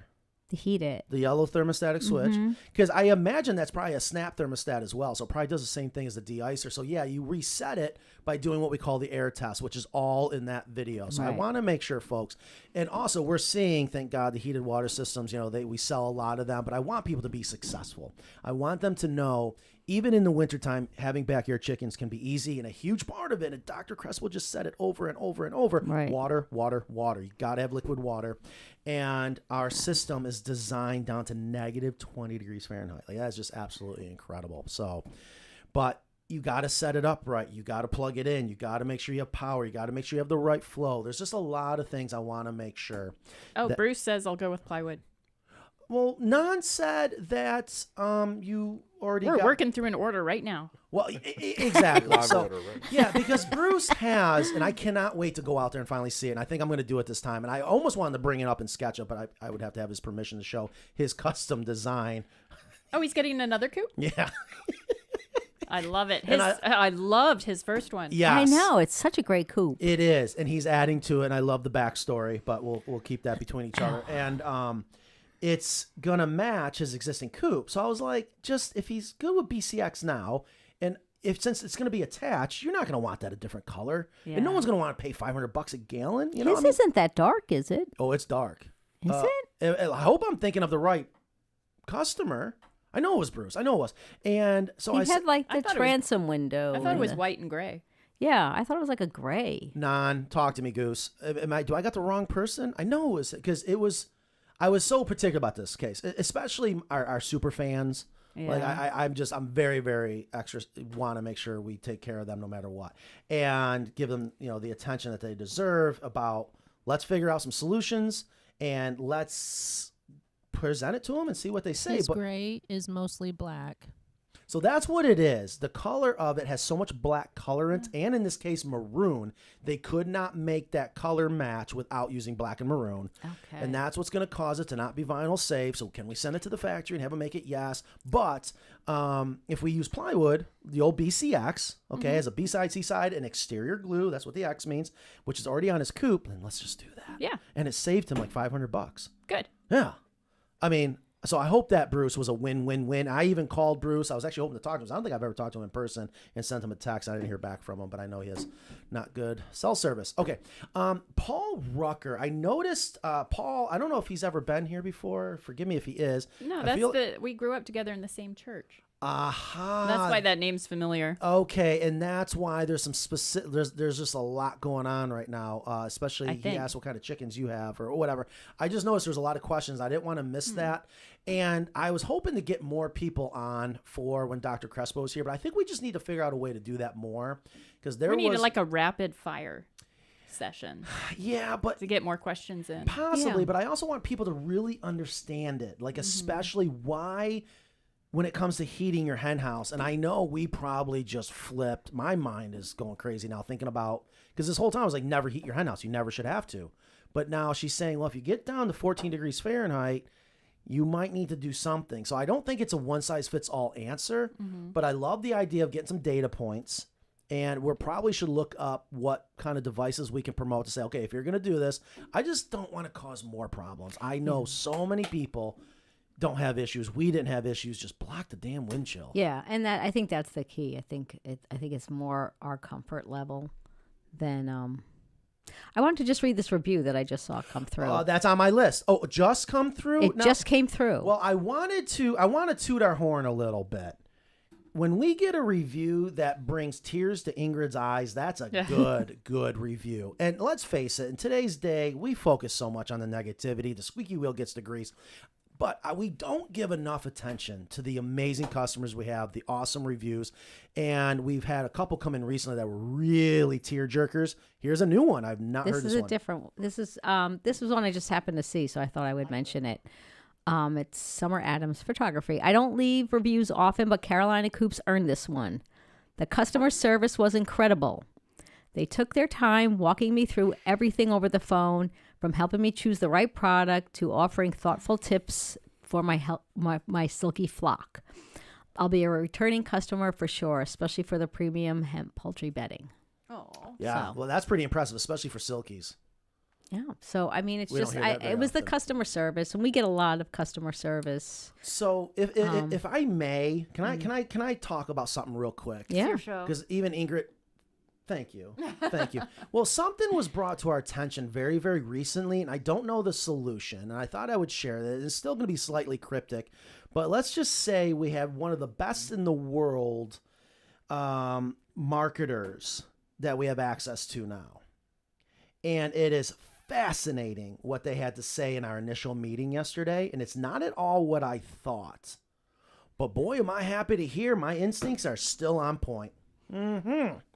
Anyways, when you mention the customer service, that also reminds me of people really know of us, Carolina Coops. They know the Coops, but who are the people? They know us because of VC. Pay attention, focus. They know us because of VCL. They know us because of our social media. You know what the first thing they said to us that we're not doing? What? They said which I love our new website, they said it doesn't connect. Our website doesn't at all represent who you really are. So I'm trying to hold it together because you can just imagine the emotional roller coaster. Oh, yeah, Jimmy. Jimmy doesn't even know. You just hear Jimmy go, oh. Here's what she had. Don't let him talk bad about our work, Jimmy. No, I'm not talking bad. Here's what I realized. Cut his mic. Yeah. It was your show. Especially from a business point of view, you have different stages and things change. And I think you're allowed and you need to do certain things as you grow. And then when you get to a certain point, you can get away with more, if you will. They said, Matt, you need to get back to your 100% authenticity of who you are, period. When are you not authentic? When you guys tell me you're not being professional, when you guys are telling me don't do a cold plunge in a Speedo, when you guys tell me blah, blah, blah, go ahead, Non, blah, blah, blah, blah, blah, blah, blah. I couldn't believe it. So how do we make a website show who we really are? She said that's not your brand. Your website is not showing who you really are. And there's nothing more important in marketing than being who you really are. Boy, do you guys feel that silence. Oh my God, it almost hurts my ears. So what was the point of that? We need to show a huge part of what we don't promote enough, and that is our customer service. Because at the end of the day, I don't care how good your product is. If you don't got good people behind that product and supporting the customers, I think it shows in your reviews though. But only in the reviews, and reviews are very important. And those are on your website. They right? are. But what are we doing to show what Ingrid just read? You know what I mean? And you don't get really good customer service. I don't know how you would show that on your website though. So there we go. So I'm just going to plant that little seed there. And of course, if you guys have any ideas, or maybe you disagree, because again, I just thought that was fascinating. I thought we were going to get beat up for our social media. We did. Get Matt a couch and let's work this out. Speaking of which, and Chases Smith 4121, I just want you to know, your comment was one of the reasons why I said, let's go back to noon. It's not just because Ingrid said, no, we're doing it at noon. Chases Smith said, if you don't do it at noon, I won't catch you. So I was like, let's just go back to noon. So thank you for your input. I do want to switch it to maybe noon at Wednesday. What do you guys think about that? I'll try that. You'll try that? Because that is when YouTube says it has the largest audience on Wednesday. It's a nice midweek. Yeah. break. Hump Day Video Chicken Live. What do you think? Yeah. I'll try. All right. Do we have any other callers? Okay, that's fine. If you do have a question for us, we still have time to call in. And I know it's already 1:30 and blah blah blah. But we got some stuff. 1:45. We got some stuff to get through. Michael says he doesn't feel a need to see you in a Speedo. That's fine. You don't. No one does. But so the point is, okay. So I'm just gonna put. I want to mark that little topic, that point I made. No Fridays are the best. Oh boy. Oh, this. Well, everybody's got a better time and a better day to them individually.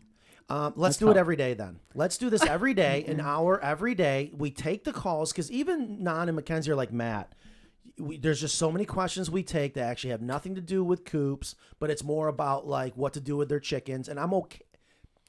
Obviously, I have to respect, we need to respect their times. They are here to obviously sell what we sell. But I am such a believer in the reputation that we've created that I do want to be a one-stop shop where people have questions. They can come to us. So maybe that's something we offer as part of our marketing strategy, that they can call in every day. They just call the 336 Love VCL when they have questions like, what kind of heater can I use?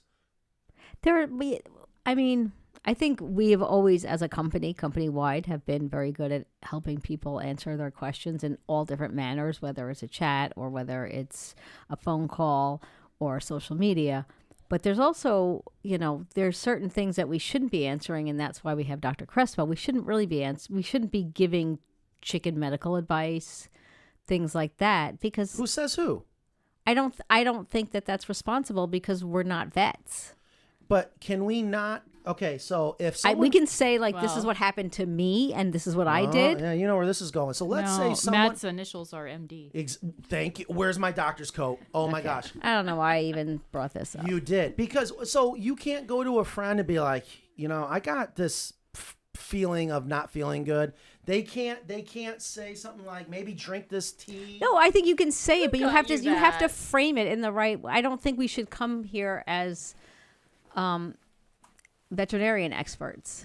Nor would we or should we. Right. And I think you have to be careful. Like when I've had customers that have asked me about specific medical things, I can tell them what has been in my experience, but I don't want to be responsible for giving someone information that's incorrect and their chicken dies and or it hurts another chick, whatever it is.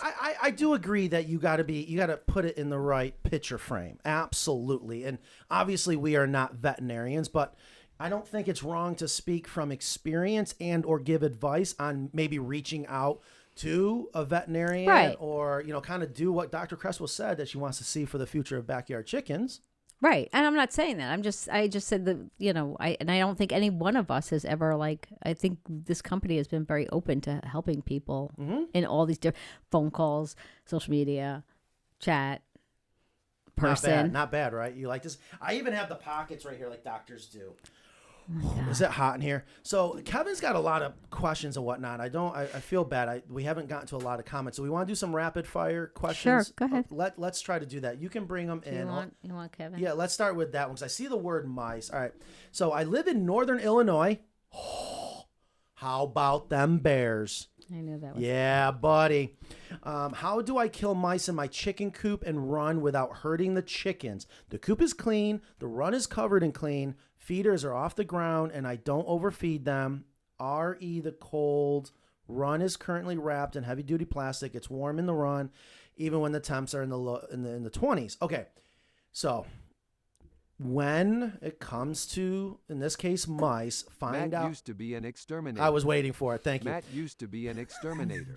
I'm sorry. Find out why they are there. And typically when it comes to any pests, they're there nearby because we've offered them a wonderful harborage area. Now, I think you did mention that the coop is clean. Okay, that's good. The run is covered and clean. You got to figure out where they're living. Figure out where they're living, and most likely you're going to realize, oh, this certain situation is contributing to a great home for them, or maybe they were able to get in there. You got to kill them when they're in there and then proof it off so they can't get in there by closing off whatever opening there is. When it comes to killing the mice without hurting the chickens, that's going to be a tough one. Now, God knows I have used a lot, probably who knows how many hundreds of tons of rodenticides over the year. And it is very safe if used correctly. But you do need to be careful about non-target wildlife, non-target in this case, if you got pets that potentially could get into the bait and or eat the mice. So that's a tough one to get into right now. I would love to. I want to start another podcast just on here, an unbiased answer when it comes to pest control. But find out where the mice are, and most likely they're probably, if you're by you saying your coop is clean, they're not living around the coop. See if you can't put out some cameras. See if you can't trace them back to where they are, and then bait there away from the chicken coop. And I think you'll be pleasantly surprised. What about traps? I had a personal experience with this. If you're interested, I know I am. Okay, so I had rats. And I was like, that was very upsetting. But you have the chicken food, you have water for them. And I live in Raleigh and there's rats. I mean, they're, whatever. And it took 8 years before rats found us. And so I think that was pretty good. But they were coming from underneath my house, the crawl. Now we had our crawl space encapsulated. So what they do is they cover the openings with the foam stuff. Yep. And even when Sean and Ethan were at the house, or everything was actually Sean and Chad, I mentioned something to Sean. He's like, I can hear them. They were chewing through it to get in there because they use these like plastic vent covers. So I asked a friend about it, and because she had the same problem, didn't have chickens, but had problems. And I knew that I had to I know from my years of working with Matt that I was giving them a harbinger because I was always going to give them food and water. Although I did change. I took the food away at night. I didn't give them their treat bowls in the morning. So I did certain things to pare down the food. But there's a company in Ohio, because you can't get these at like Lowe's and Home Depot. I got metal vent covers and impact drill, hammer drill. Is it to get through brick? A hammer drill drills into brick. Right. Or so I had to, so I had to get that just so I could attach these because the foundation is brick. And I got these heavy duty ones because I was using traps. And what we did is we took the traps in a 5-gallon bucket and drilled out holes that were small enough that little midge, my small tiny bantam, couldn't get in. But the only thing I got the mice weren't going in there or rats because they're neophobic. So it's something new and weird and stuff. So they weren't, even though there was like peanut butter and stuff in the traps, they weren't going into it. So I knew that was so what we did was we just went through the whole thing. We covered all of them. And just as an extra measure, just threw some traps underneath the house and sealed off the door. And since I did that, I have not seen it. I mean, they were like burrowing under. I saw the hole. They'd be poking their heads up like little prairie dogs, you know. Yes. But I did see them going into underneath the house. Once I didn't give them a place to live. I haven't. And I did cut down on the food. So here's what happens. Everyone in your area has to make sure they're not giving them a place to live. So you're actually lucky that you are the one giving them a place to live, because usually it's your neighbor that refuses to do anything. And now you're trying to put up this force field to keep rats out, which is next to impossible. But being that you were able to attack the Harbridge area, there you go. You just got to find out where they're living first. You got to think about survival. What's the first thing you always do when you survive? You seek shelter. Well, every day is survival for animals, for pests, and they got to have shelter. Once they establish shelter, then let's go find our food and water. If you want a little tip on actually killing rodents real quickly, like you probably could have done, I was just thinking about the last question with the baiting.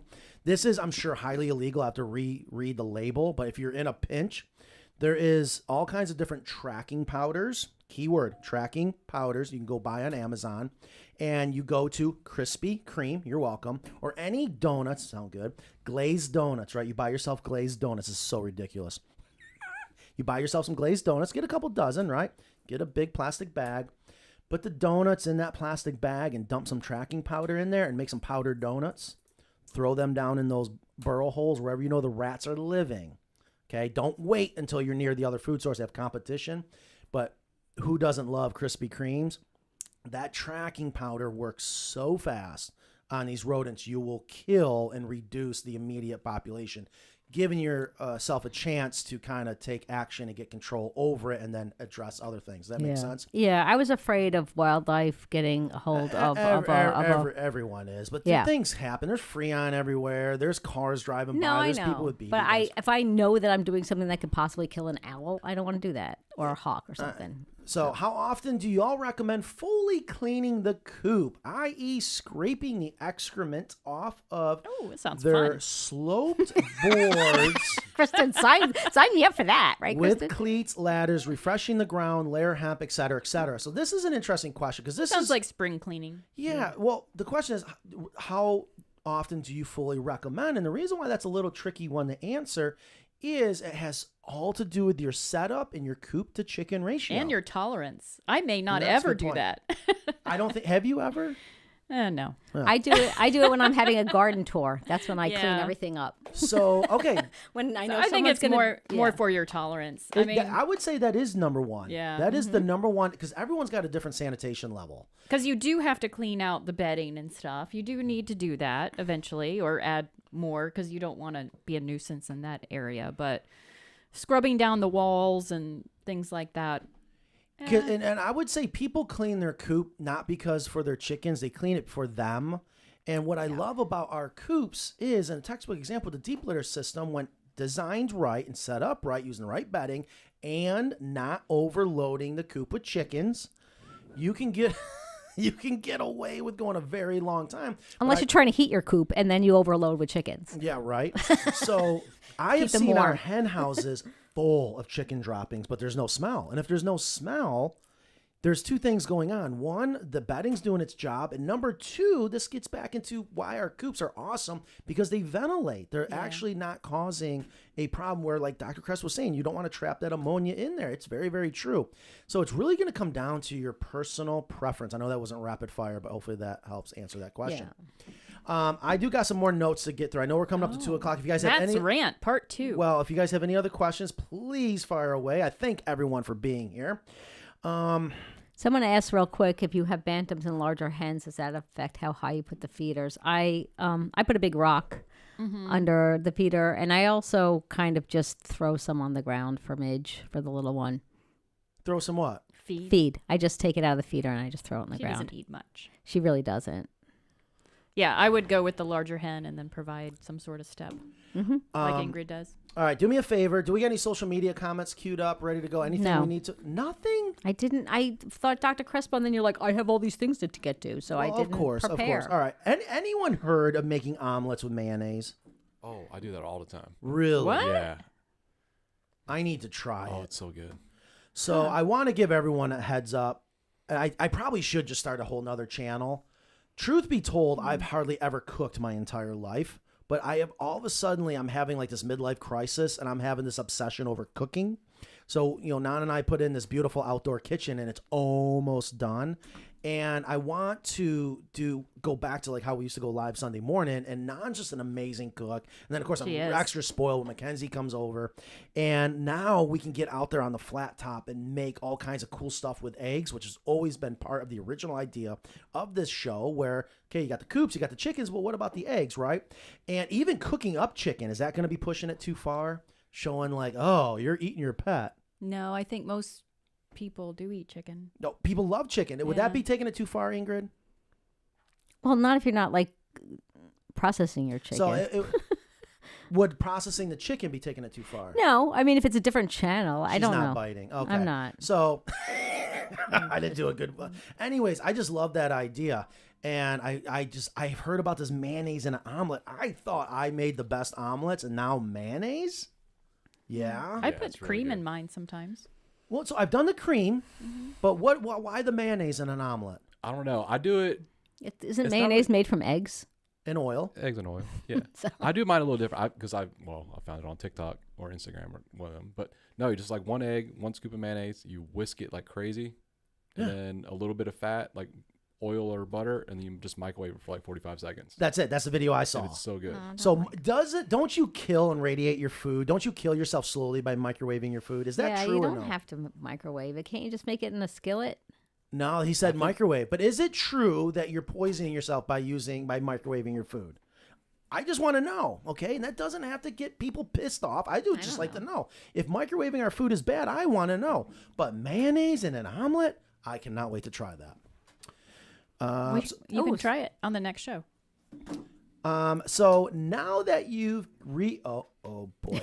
Hi. I thought you'd like this one. We have no time left. Sorry. Hi, E Stormy. Now SW Stormy. My back just cracked. I laughed so hard. So now that you've recalculated how many chickens per coop, what is the new math? As many chickens to keep your coop warm in the winter. Right. Now, listen, the key word is, folks, up to. We realize that we've probably been shooting ourselves in the foot because people aren't doing as much research as I would like them to do. When they go coop shopping, you find coop company ABC and you see Carolina Coops and you see price and you see number of chickens. I'm not going to lie to you guys. And I've never lied to you guys. I don't need to. And it's so important to make sure you give your chickens as much room as possible.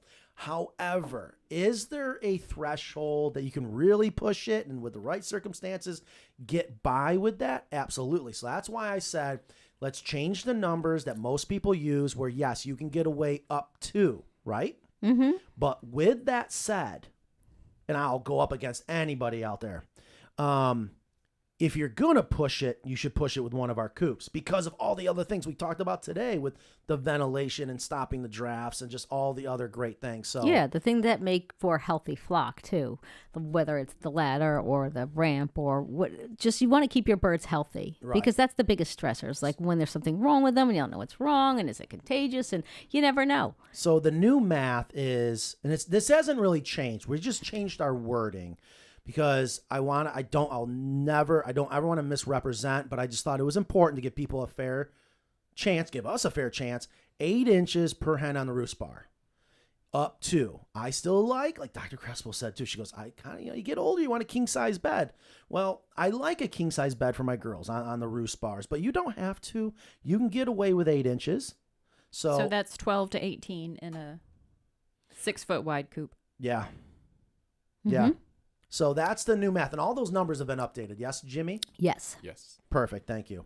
And it's also with free ranging. We didn't really get into the whole like free ranging or not free ranging in it. We just wanted to make it simple.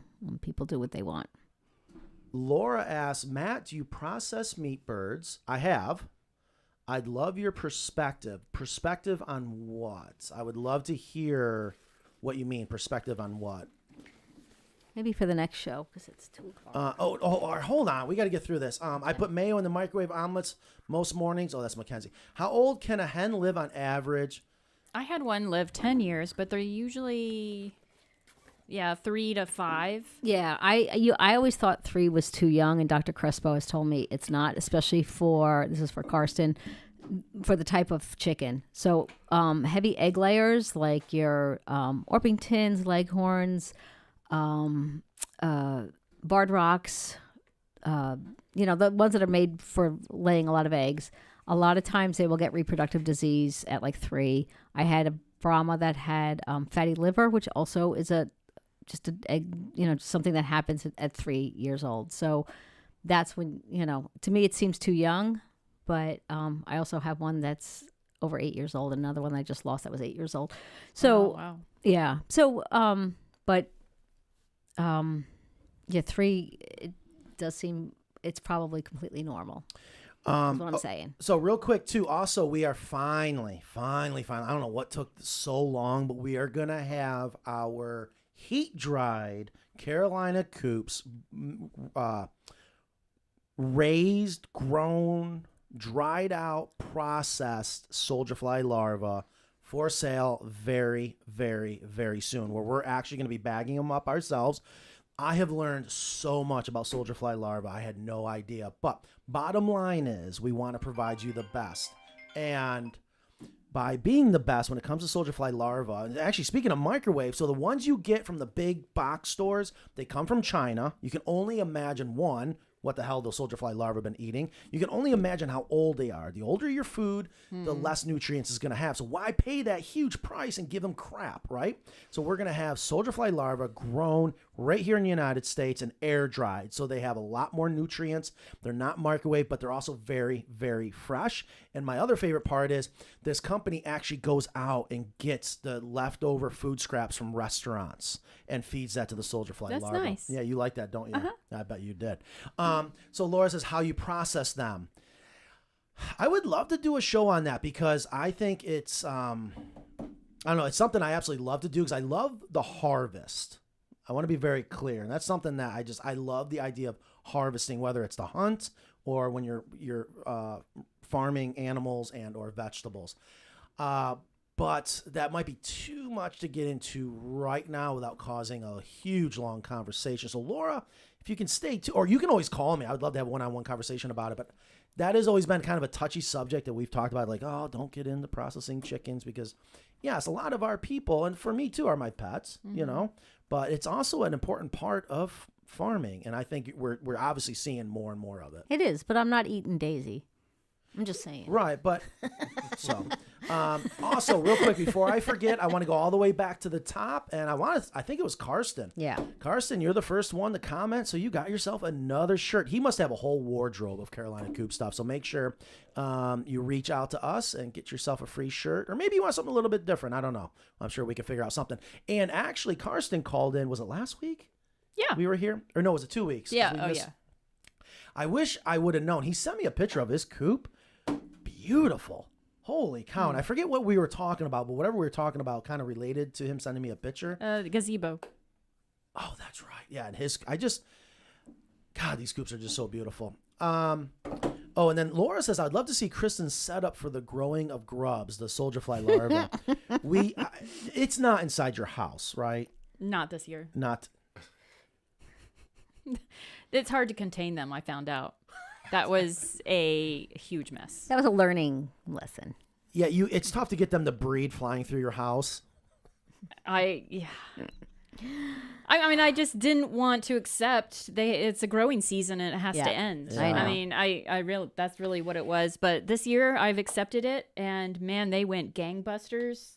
Dude, my daughter found a fawn, dead fawn, freshly dead. She brought it home and dragged it to the bin, put it in there. It was gone in 2 days. Yeah, if you guys ever need a body to disappear, 2 days. we know how to do it. Just yeah, Dale. Just saying. Oh, I know. I saw Ben. I Ben know. said down with Dale. I yeah. love it. Yeah, Ben, you don't know how much that makes me happy. Like deep down inside, you are my biggest fan with the Down with Dale. Down with All that Dale. support, yeah. I forgot all about that. I saw that. That's why I was laughing. I didn't want to be rude. Dr. Crespo was like, "Why is he laughing at Yeah. me?" I read that, and then he also said, he goes, "Oh, there goes the mess inside the studio." Because even Jimmy today, he's been in here cleaning up this and that. He's all worried about something. I was like, "Oh, Jimmy, you have no idea how bad this off." We've had stuff in here for 2 years that sat around for a while. Oh, and my setup for growing birds was growing birds. I mean, growing grubs was the guy that we had on. Wait, grubs or larva? Larva. Okay, because black soldier fly larva. All right. That is I forgot the name of this Biopod? company. It was like Biopod, Protopod. Yeah, Protopod. Well, whatever it is you're doing, it was the 4-foot homesteader edition. It's insane. Yeah. It's borderline disturbing that we got to do a video on it. Yeah. Like it's like a beginning of a horror movie. Yeah, I was putting spent grains in there. I got in with a brewery, so the chickens love spent grains too. Well, by the way, whatever it is you're doing, the BSFLs love them more.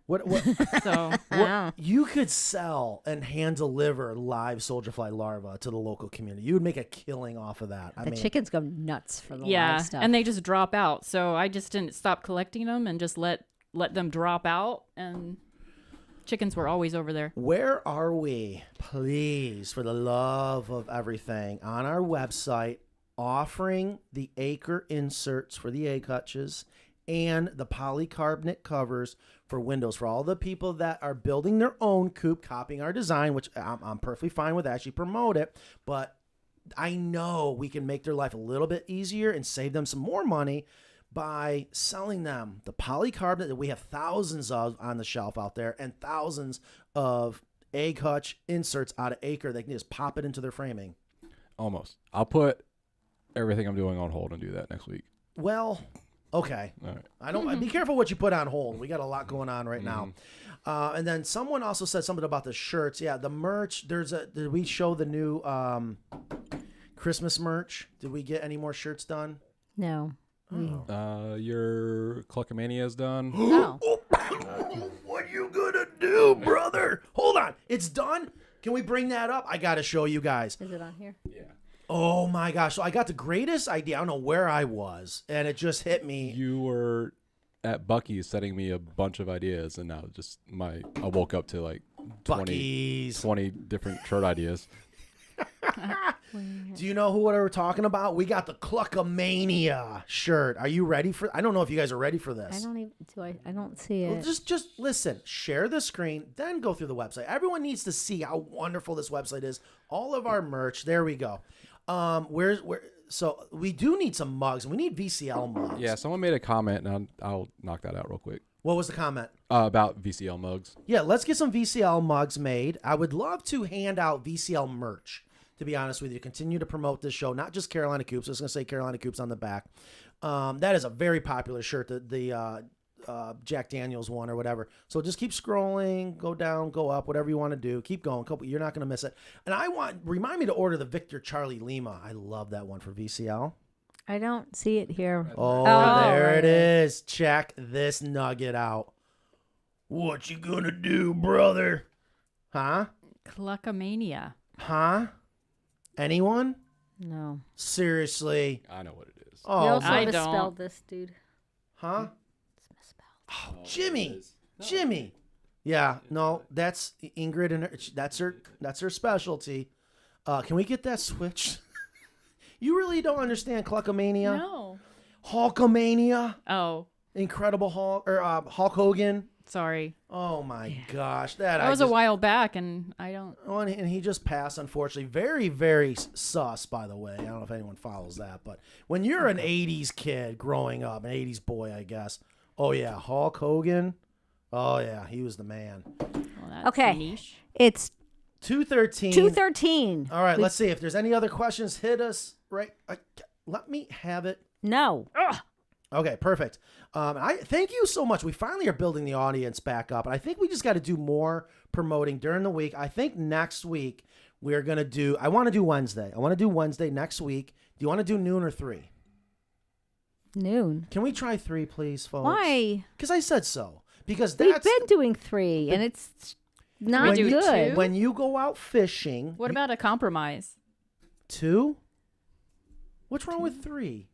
Well, 3's a little better for me, but See? I mean, just because I've Oh, it's okay for Kristen. Ingrid. See? Did you see that? Okay. Let's do Wednesday at 3 next week. I want to see if I'm even available. I'm sorry. You're available. Oh. No, I can't do this without you. I want to see that well, I'll have to look at, we'll talk about it after the show. Oh, Ben says noon, so I can do noon. I could do noon for Ben. 3 is fine. Noon. The audience has spoken. Noon next Wednesday. Now, we forgot about something. That's the 10th. We need to order baby chicks. Oh, yeah. Because supposedly they're already selling out. And we're already back into this. So I want to order baby chicks live on the air, show you guys how easy it's going to be. Everyone, so you guys like the noon. So we need to do VCO. Okay, all right.